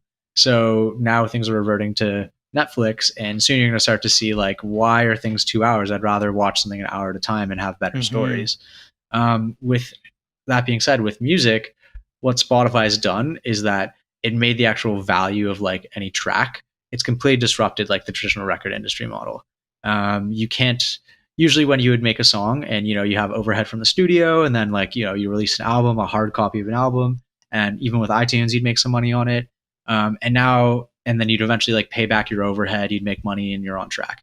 Now with Spotify, you can't make money on that, right? So if you have a recording deal, you're pretty much paying back money forever. How do you pay back that money? It's from touring. What's the danger of touring is that it's literally like a tax on the human body. And so you're starting to see like this middle class of musicians start to decline a little bit, especially with COVID, where there's literally no touring going on at all. They can't make money on their album sales, right? Like any artist that's getting signed now that's like not a major artist has a real big hurdle to jump over. And yeah, I mean, and it's become like it's the Taylor Swifts and the Sam Smiths and whatever of the world, the Cardi B's that are taking like a huge amount of the market share. So yeah, in entertainment industries, it's a little bit different than a lot of other places, but I do agree with like that Amazon just eats other people's lunch, like Snapchat, same thing. Snapchat actually buys companies, which is nice, but I don't know. At least listen, in China, it's a lot more cutthroat than that. It's like, do you know about the Kickstarter, like the Kickstarter fallacy? I forget the actual word for it, but for a very long time, any product, any like hard product, like a physical product that got funded on Kickstarter within like 24 hours would just get copied and it would be on Alibaba in like a week. Like, whoa. Yeah. So like the fidget cube, like this guy, do you remember what happened with that? That was a Kickstarter. Right. Wasn't it the patent came up with the fidget spinner I'm thinking of, actually. I don't remember the fidget cube. Yeah, so I'm sure it's similar, but pretty much like this thing got like a lot of money on Kickstarter. And within a week of it getting fully funded, they were already on Alibaba, cheap knockoff versions that you could buy 1,000 at a time. Right. Meanwhile, this like American company has to deal with like regulations and setting it up in a factory and, like delivering all their orders and having to deal with logistics. And it was just gone already. Right. So listen, Amazon's a pretty evil place, but there's nothing like the competition and like the ability to steal things like in China. Oh, it's insane. Yeah. It's on a totally different level. I mean, I guess you're going to get that in anything, any industry, and any ecosystem too, right? Not just like business ecosystems. We're going to see that in like out in nature, right? Just things just eating massive amounts of cellular organisms and whatnot. It's the classic 80-20, right? With anything. Totally. So I guess you just have to find something new. So I know you always talked about it actually just earlier on. You just kind of alluded to it, which was like you're kind of always on that cutting edge of like what's next. And we just talked about, there's always this like fallacy, like you said, the Kickstarter fallacy, where it's like you can come up with the next greatest thing, but you're almost scared to kind of share it almost because like who's going to steal the idea? Who's going to steal the idea? But I think ideas are a dime a dozen. I think it's obviously execution on how you actually do the idea or the project. But I like how you're kind of always on the cutting edge because I'm the same way. I'm always looking out for something new. Maybe we have time for this. But we'll talk about our Notion because like I was going to do a whole screen share thing with you, we can do like Notion things. I don't think we have time for that today, but like we're big. I'm a Notion nerd for sure. So I save so many like little resources and like tools and stuff. I have all these like databases. So like I always love to ask this question. Like, first of all, is like, where do you go to like learn new things and like find out about the cool latest thing? And then what do you do to like either save those or just make it useful for later on to kind of recall when it becomes relevant? So I think to learn new things is a combination of Twitter and just like 50 different sites that I try to either get newsletters from or subscribe to. Like I've had a subscription to Wired since I was 13 years old. And so like that's where I've learned about a lot of stuff. Like it's just for me a tradition, like drinking coffee in the morning and like learn about like, I don't know, something brand new. CRISPR. Like I'm never going to work with CRISPR. It's one of the more technical things, but like I've probably read 100 pages about CRISPR from Wired magazines at this point. And that just kind of like informs me about what's going on. And then therefore I can go down research holes and like also find places where people are doing research and talking about it. Right. So I'm a big like look into communities kind of guy and see what people are sharing there. Like I'm part of like a bunch of different Slack communities, a bunch of different Discords. But really it's like the place to get news for me is Twitter. 100%. Yeah. Like it's like, I mean, on Twitter, you have the discourse. There's no like someone writes an article and then it just kind of lives in the world. It's like, if someone writes an article, it's controversial. Like you see the discourse around it. But where do I get like information? I don't know. TechCrunch is always a big one. Like that's kind of, you could follow a path from TechCrunch. Okay, this company got funded. Why? And then you start looking into the background of it. A lot of just like, I don't know, a bunch of different places. Do you have like Twitter lists? Do you follow like hashtags or anything like that, or just purely from like people? Mostly people. Like I have a couple of lists, but like I don't, I follow a few hashtags. I follow a few like topics, I guess you have them, but I don't know. Like I'm constantly curating who I follow on Twitter. Like I try to keep it under 600 and like, just like every time there's someone that's like stale or like they're not sharing good stuff, they're out within a couple months kind of thing. Yeah, that's actually a really good idea. I need to do a little trim up. I did that on Instagram recently where I unfollowed like 700 people. It was like a week's worth of work, man. Like just work. Man, like having because our social lives are online now, right? You kind of have to constantly curate and like, I don't know, keep up with shit. It becomes a job, but I love to kind of like step away sometimes and just, let it do its thing. But I totally agree with Twitter being awesome. Like, man, this year was a huge comeback year for Twitter, at least for me. I think it was for a lot of other people, but I'm sure a lot of people are always on it. But for me, that was like my social network that I used the most this year so far, for sure. And it's been amazing. Like the people I've been able to meet and talk with. That was one of the other reasons I did this podcast. It's like you see these people online, like, oh, they're doing awesome stuff. I see their tweets every day. what would it be like to actually chat with them and have an actual deep conversation for like an hour and actually talk about stuff? Because you don't get that on Twitter. This is what we're doing right now, man, is like the antithesis of Twitter, like quite literally the opposite of Twitter. But then you have Twitter as the opposite spectrum of this, just to get like little snippets. You get the discourse. You get to, basically read into the minds of people that you would never otherwise have access to. It's so cool. Totally. Like I was never a Twitter guy until like maybe middle of last year. Like I've been on Twitter for like a year and a half pretty much. And it's awesome. Like that's where the smartest people in the world go to share their thoughts. It's great for discovery. It's great to like get your thoughts out there. But yeah, I'm with you there. You're right. Like there's no such thing as a substitute for like a great conversation like that. And that's why like most of the great podcasts I've listened to are from Twitter also, right? Like Twitter is good at guiding you in the right direction for certain things. Totally. Do you ever get worried about like being in a bubble or like, wanting to branch out into like different things? Or do you like, hey, I have my interests. These are the types of things I'm into. And if I want to see breaking news, I'll go to the trending tab or whatever. Do you ever get worried about like having a bubble or trying to break out of it? Yeah, I think like that's a fair thought. Like it's hard to be worried about something when it's not present. And then you have to be very self-aware about where you're at, who you follow. Like, yeah. I don't know. Like, I think I'm just surrounded by a lot of different kinds of people, a lot of different opinions. So if I have an opinion that's formed by Twitter, it gets debunked really quick. I have my people that check me kind of thing. Cool. Yeah, but no, I mean, it's worrisome for anyone. Like, I definitely think me and you, I don't want to say that like we're above it. Above's the wrong term. It's more like, right. I think that awareness, maybe. Yeah. I think that we're both like aware. Like if I see something that is, I have thoughts about, I never just look at things at face value. I'm never going to be like, okay, this article is about this and that's the objective truth, especially if it's like an opinion piece. It's always like, okay, where's this coming from? Who's writing this? Why are they writing this? But a lot of people don't think that way. Most people don't think that way. And that's, there's a lot of, obviously that's a whole different thing to talk about, but that's where a lot of problems in America are coming from. Oh, big time. Oh yeah. It's crazy, especially nowadays where you said you don't, you have to do fact checking. Everything is an opinion piece nowadays. Nothing is the objective truth. It's someone observed something. They have their own biases and then they use the filter of their own mind and their one perspective in this whole vast world and started to write it down in English, like basically coded it in a language that even in all of the languages that we have on this earth is not the best language to describe things. Like there's so many different words that you could use to describe something. And at the end of the day, you're just describing something. And then when someone reads it, they're interpreting it in a totally different way because they're reading that and they're stuck in their own bias in their own two eyes in one part of the world. So like, I think like stuff like Twitter does help you get different perspectives. This podcast has been great because now it's like, I'm here in my little bubble in my little world.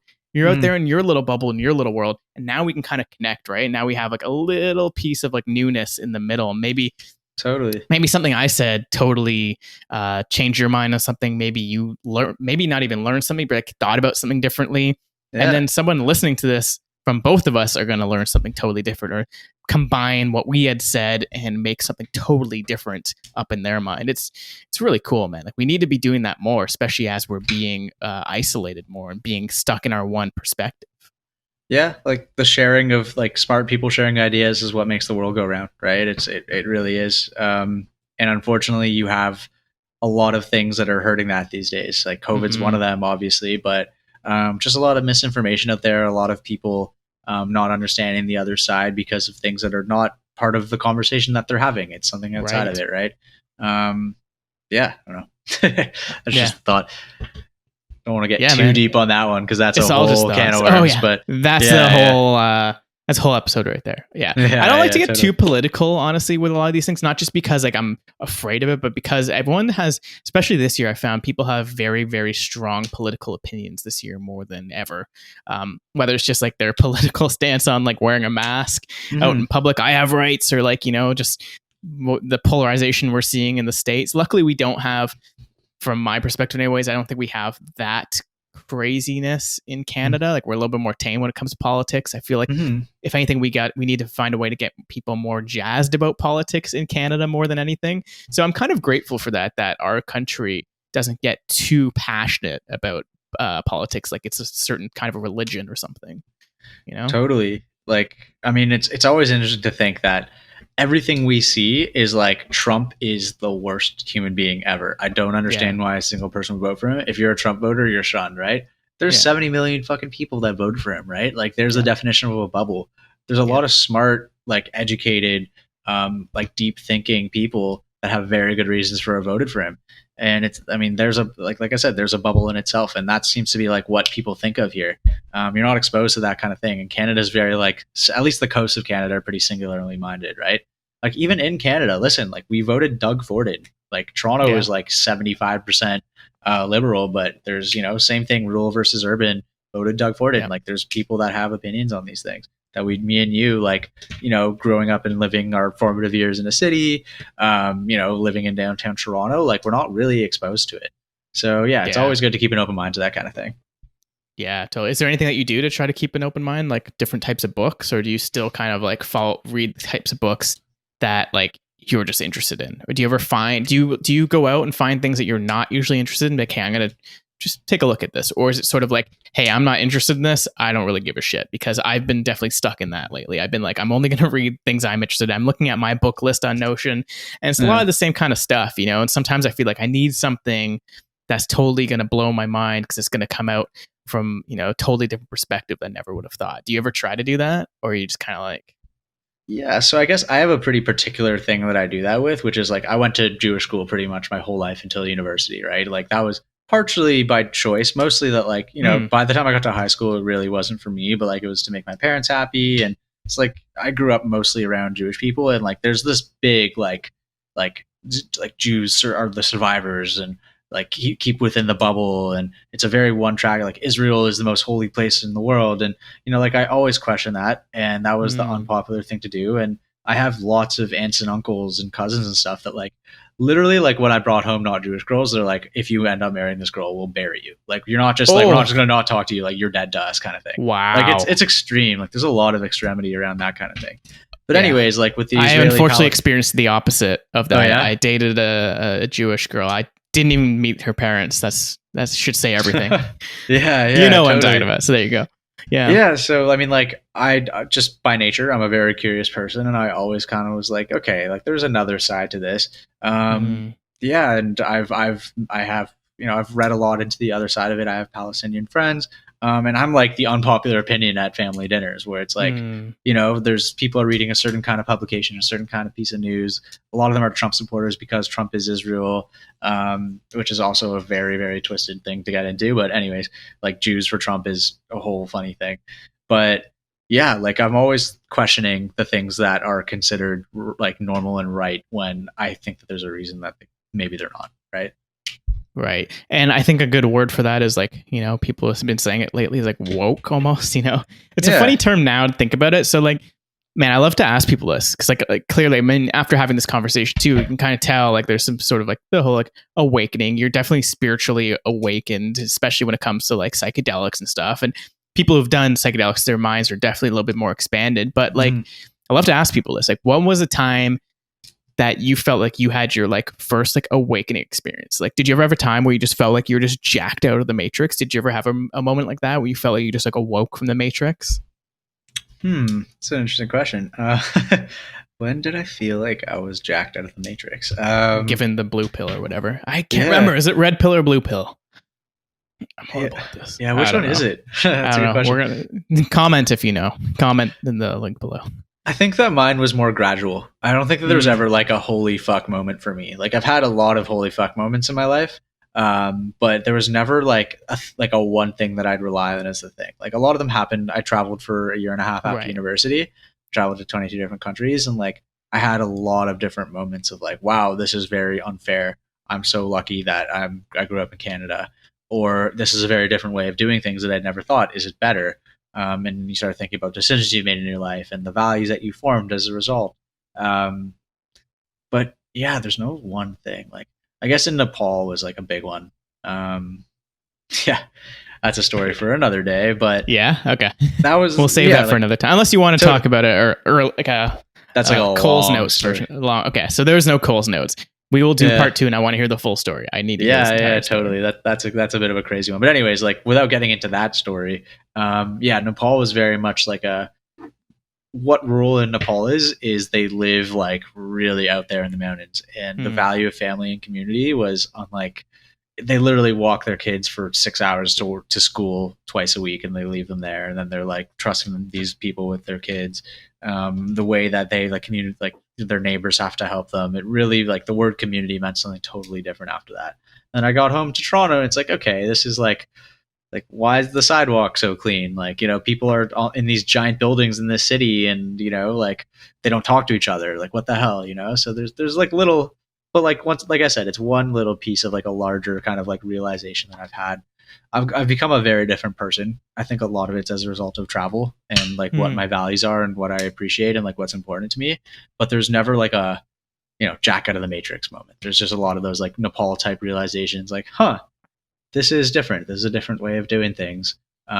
This word means something else to me now.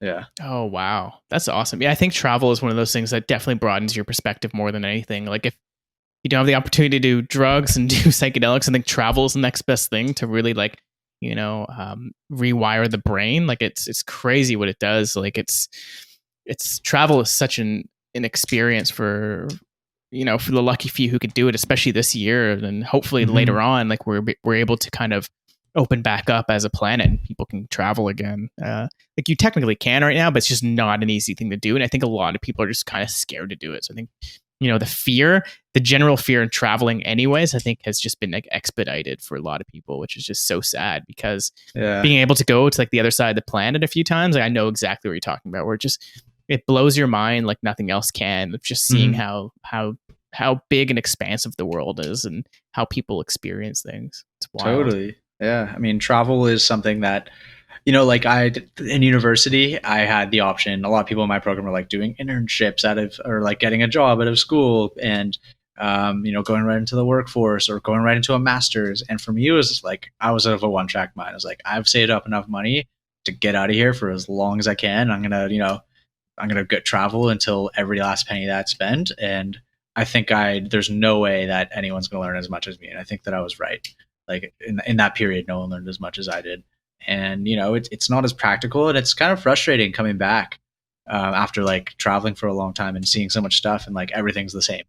That's like one of the more maybe that's the Matrix moment, is it's not going, it's coming back into like, oh wow, like I'm so full of these other experiences, and like I've seen so much.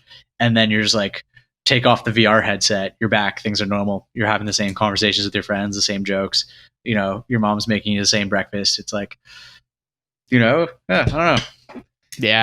Yeah, man. Well, that's what I mean. It definitely is like the Matrix moment of like, you're jacked out, you can see the outside of the Matrix, then when you come back in, you're like, oh shit, like, it's very weird, man. Yeah, there's definitely a lot of moments. I have a lot of really long stories with that as well. Some definitely do involve psychedelics, of course. That's like the ultimate unplugging from the Matrix for sure.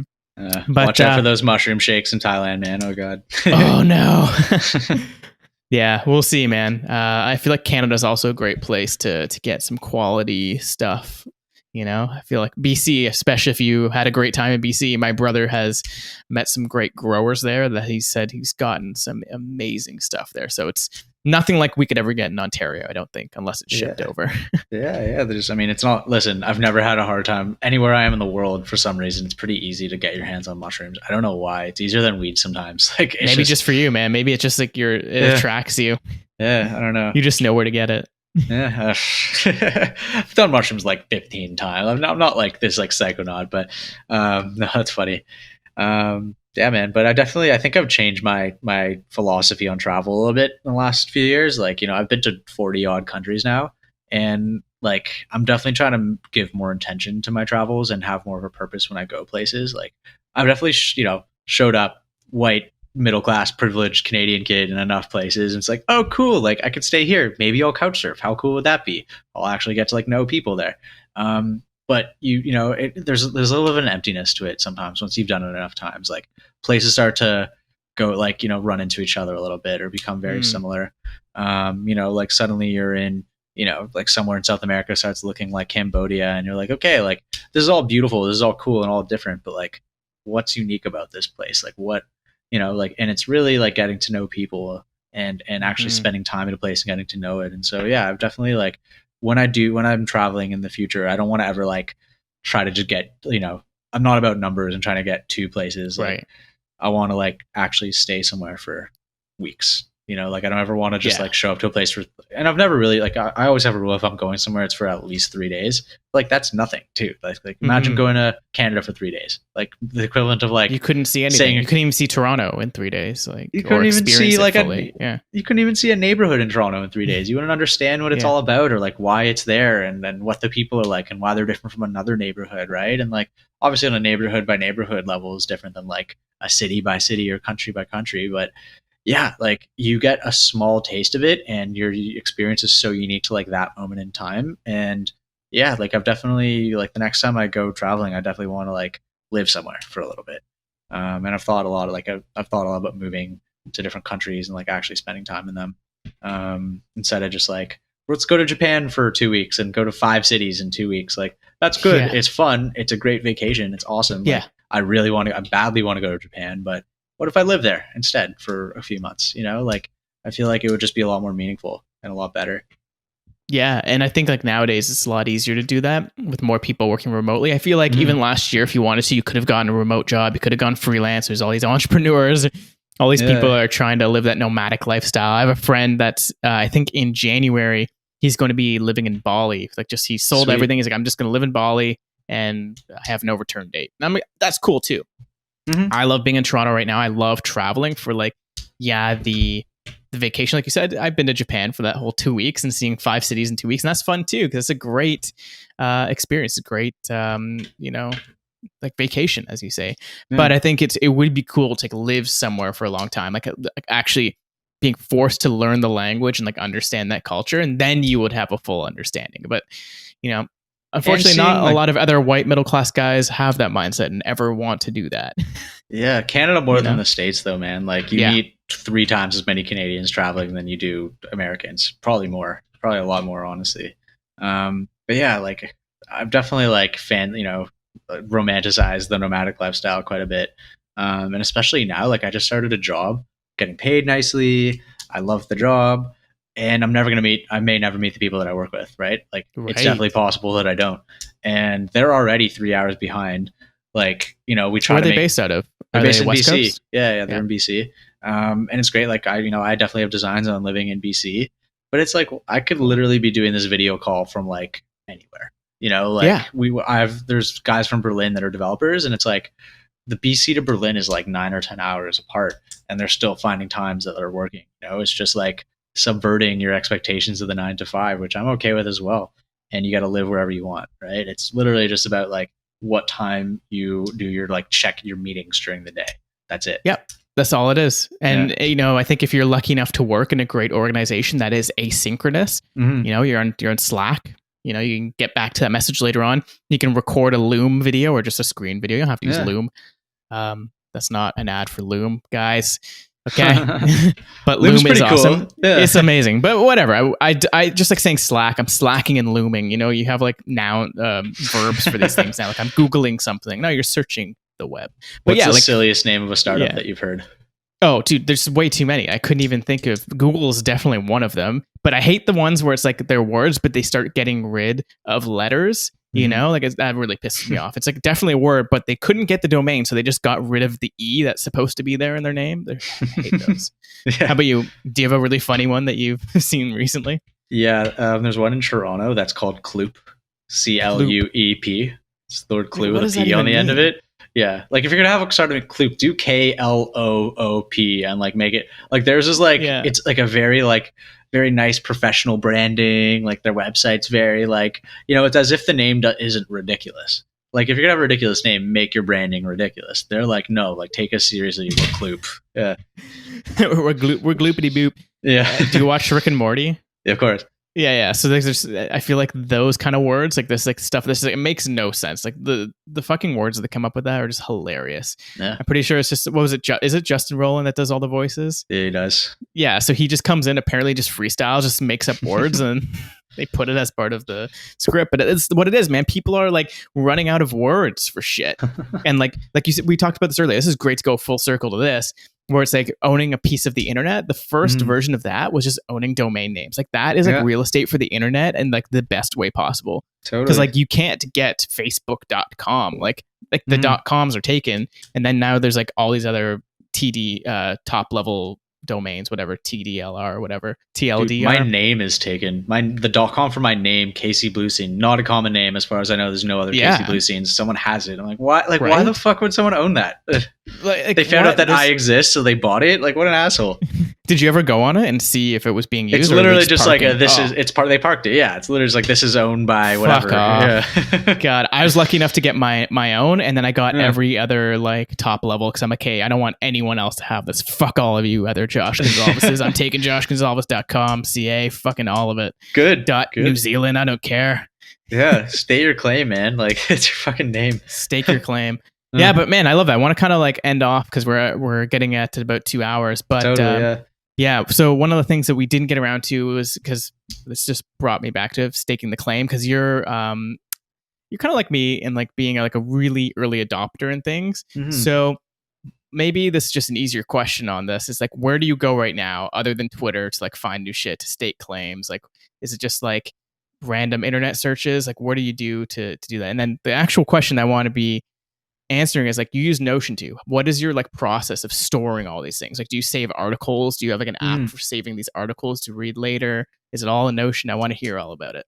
I've gone between apps. Like I used to do like Wunderlist and just save them right to Wunderlist. Then I was doing Evernote, and then I was doing Pocket. And now like because like I use Notion for pretty much everything. Like if you're a Notion nerd, like you should see this new company, and like they are like 1% Notion users. They're nuts. The whole company's on there. Every meeting, connected to every note, connected to every person who they talk to. It's amazing. It's awesome. Do you think that's a factor? One of the factors of you getting that job, telling them that you were like a Notion power user, did that help? Do you think? Maybe. Yeah. I don't know. Like, I've already been exposed that like they're doing like high level, like master Notion stuff. And I'm like, oh my God, like how many relational databases can I connect to this one database? Like I don't know. Like when I put it into a template, why does it like it's funny. I'm getting exposed pretty quick, and I've used Notion quite a bit, but they're like high level, like that's literally cool. They call us like 1% Notioners. That's sick. It's funny. We were talking about how what's that research platform that Rome Research? Yeah, like they're actually a cult, but there is like a bit of like a culty thing around Notion too, it seems like. Yeah, Notion's like a friendlier consumerist cult. Yeah. Rome Research is a legit cult, and I really want to have Connor on this podcast, the founder of Rome, because I need to know into like what extent they actually are a cult. Because like I said, I'm pretty sure they're building a fucking ranch in Texas. Like they're going to be, just look it up. Anyone listening to this, just you're probably on Twitter too. Just hashtag Rome cult. Just search it up and Connor, if you're listening to this, go on the podcast, man. It's awesome. Do it. You gotta do it, man. From your ranch in Texas. We're going to go fly to Texas. We'll do psychedelics with him and then do the podcast. Ranch in Texas is definitely one of the hallmarks of any good cult, I think. So they're well on track. Yeah. Flannel shirts and Texan ranches. Totally. Yeah. So anyways, back on track. Is it all just Notion for you right now? Do you save everything to like kind of like store like research and like new things? Yeah, I'm like a Saturday morning guy. So like I'll literally put everything into an inbox on Notion pretty much, or like I just have a page that I clip like use the Notion web clipper and everything goes there, and then it's ready for me on Saturday morning, and it's satisfying. Like you read an article, bam, it's done. But I've definitely taken a lot more. I've been trying to read a lot more as I find things, especially because like there's like for most people there's no such thing as a 9 to 5 anymore. If I'm browsing the internet, I'm already distracted. I'm already taking a break, and if I see a 20-minute read or a 10-minute read, I'm like, okay, I'll read this and go back to work. Like I've definitely made a point of like kind of doing it out at the time, which is good because I guess when you save things, you don't get back to reading everything.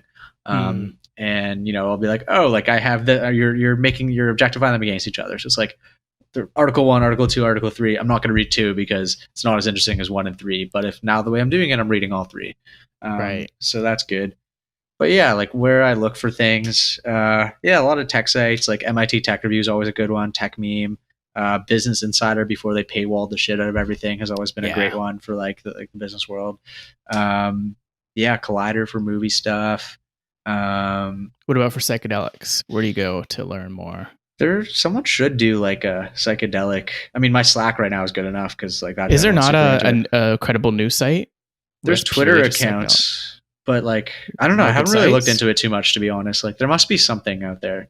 But yeah, I don't think there's like let's one start a Webflow site. Let's do a fucking like little publication. I'm down.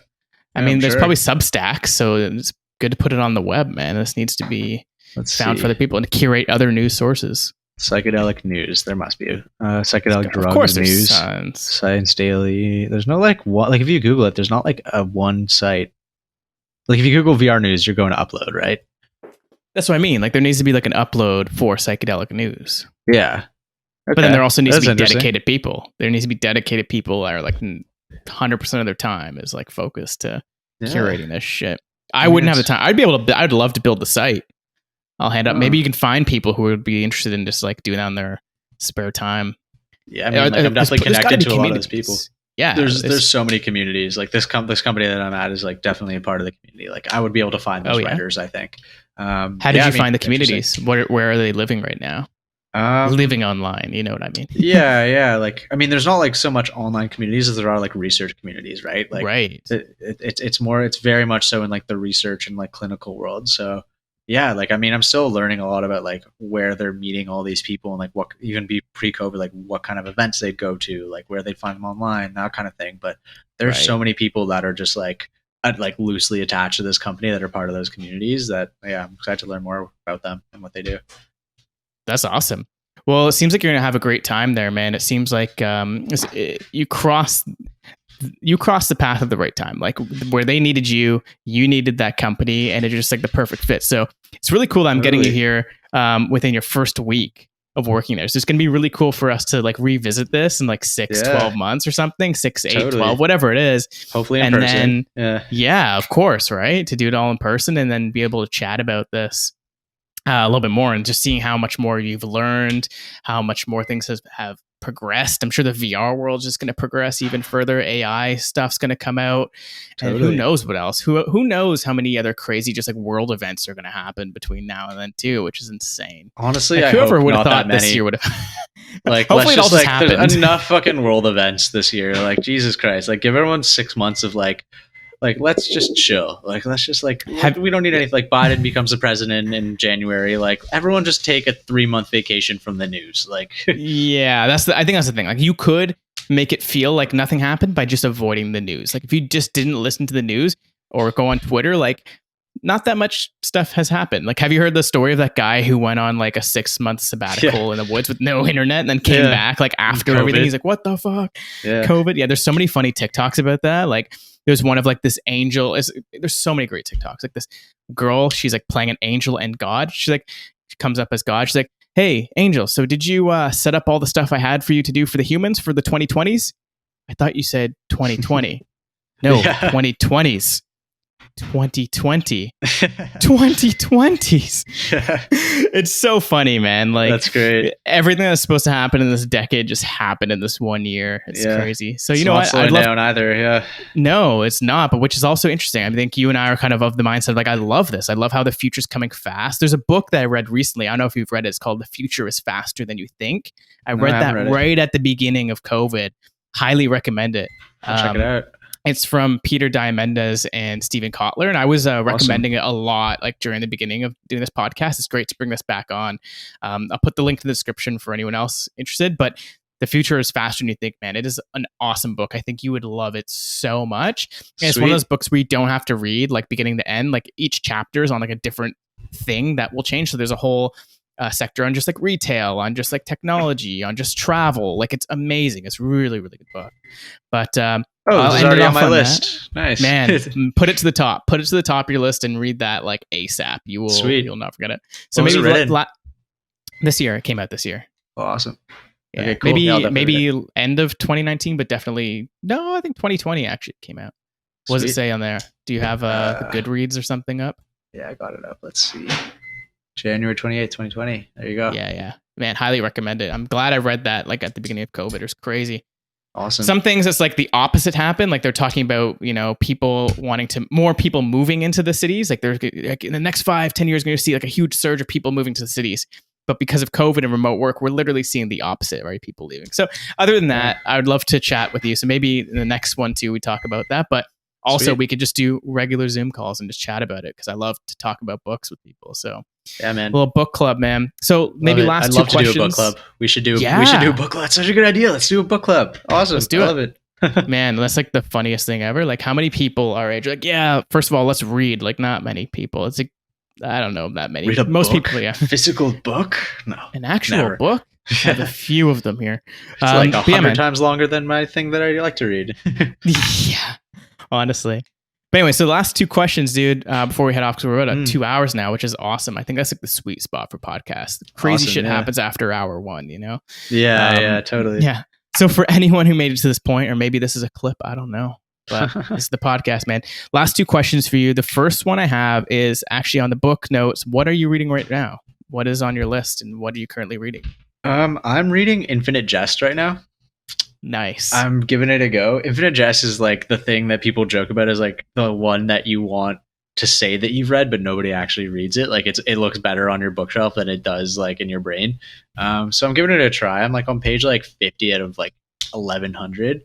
I started reading Charlie Kaufman's book Antkind. That's like very similar to Infinite Jest, and I was just like, I'm gonna read Infinite Jest because that's like the original for this.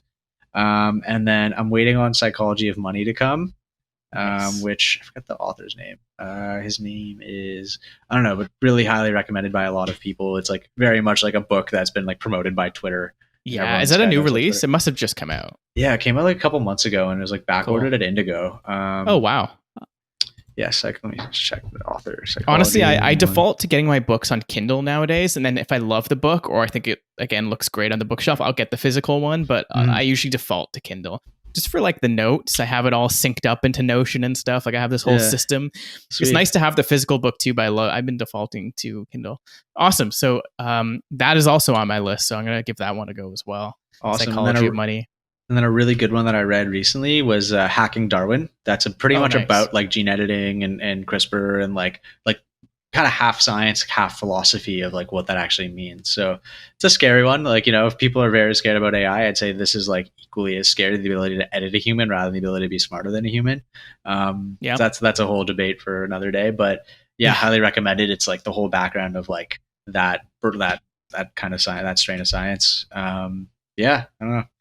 God, if you have anything to recommend, I'm always looking for new stuff. I mean, you just recommended me a book. Yeah, but future's faster than you think, man. That's awesome. A good one. And then, I mean, I don't think you really need this, but one thing I think I recommended on every single podcast, like no lie. I think that's why I'm glad I'm. You have 2 copies of it, whatever it is. Buddha is a badass. The Buddha and the Badass. That's sick. So this is by the founder, the founder of Mind Valley, Vishen Lakhiani. Man, this thing is really fucking cool. Just read the back. I'll just let this. There's a bit of a glare. I know. I'm trying to make sure there's no glare. Your soul print. Here we go. Some things. Your soul print is attractor. Unfuckable. Yeah, it looks like the best kind of self-help. It's pretty fucking cool. It's basically uncover your soul print, attract your allies, become unfuckwithable, activate your inner visionary, build a unified brain, upgrade your identity, and bend reality. It's just encapsulates everything I've been thinking about this year. And this came at a really good time. Again, like kind of like near the middle of COVID, I was going through a bit of a funk, and this one was really good for like finding like purpose and like sort of like on the career trajectory.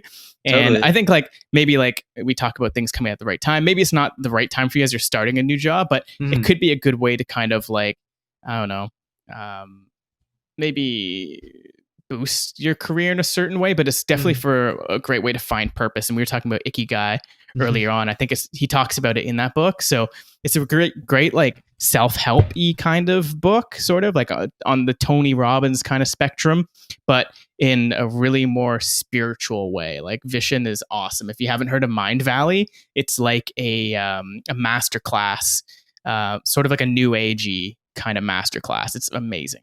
Was it you who mentioned Mind Valley to me, or was it someone else? Someone just mentioned it to me in the last couple of weeks. Probably me. I feel like not too many people know about them, but I think they're finally on their come up. Yeah, so highly recommend that, man. Yeah, Vishen Lakhiani, he's awesome. Sounds like a guru. Very guru-ish name. He's a guru. He's definitely a fucking guru. He's an internet guru, I guess. But if you look at his story, and like he has another book called what was it called? Something Extraordinary Mind. Oh, the Code of the Extraordinary Mind. Mm-hmm. That's very guru-y, but if you read his story and you kind of listen to like his story and what he does, it's definitely a lot more tangible and a little bit less bullshitty than a lot of those gurus out there, but it's still guru-y, especially with his name. But sweet. Do highly recommend it. Awesome, man. And my last question, I love to end this off on every podcast, is after all this, we've been talking about so much, which is awesome. Of all these sort of things that you're kind of like doing, all these things you're thinking about and kind of uncovering and discovering, what is something that you're most excited about coming up in the near future? I think it's kind of similar to what I was talking about earlier, with like the ability to actually see the results of my work help the world. Like it's I've really gone from change career trajectories to a certain degree, and been able to in the vision of seeing the work that I do actually get applied to like a very meaningful thing. So I'm excited for that. I'm excited to see the world get out of COVID. I hope that things start to open up, come February, March, and how that's going to be, and what's different about the world. I don't know. I'm just very hopeful for what 2021 is going to bring. Like you said, all of the bad shit for this decade already happened. So hopefully things are going to be amazing. Like, I'm excited for, people to be able to hang out again, and what that's going to do. And people like most people I know have had some kind of like journey through COVID, where they've learned a lot about themselves. They've learned a lot about what's important. They've changed some of their values. And I think that a lot of people are going to come out very, maybe not different, but having learned a lot. And I'm excited for people to be able to like share their ideas in that way after this experience. So yeah. How's that answer the question? Yeah, it did, man. There's been a lot of introspection. I think that, coupled with more people sharing online and being open to being online and sharing their ideas, I really hope that happens too, man. And I'm glad that happened for you this year. Like, this was your first podcast. You shared so much here, man. I really appreciate it, man. Like, I definitely feel like I learned something, and I feel like new ideas were sparked. And that's why I love doing this podcast. I feel like if anything, new nodes were just kind of unlocked in my brain. And I'm sure anyone listening to this, they've probably felt the same. And I hope that's my only hope for this podcast. And you definitely delivered on that, man. Again, no expectations, but it happened. So I really appreciate it, man. I appreciate us having no expectations going to this, and it just being an awesome podcast. So Casey, thanks so much for being on Meld. This was an awesome podcast, man. Awesome, man. I really enjoyed it. I learned a lot as well. This is great. Hope we get a chance to do it again. Awesome, man. And if it's not in person, maybe we'll up the ante and we'll do it in VR next time. All right. I guess I'm buying a Quest. Sweet. Do it, man. There's one reason. Yeah. Yeah. Awesome. Sounds good, man. All right. Everyone listen. Thanks so much. Take care.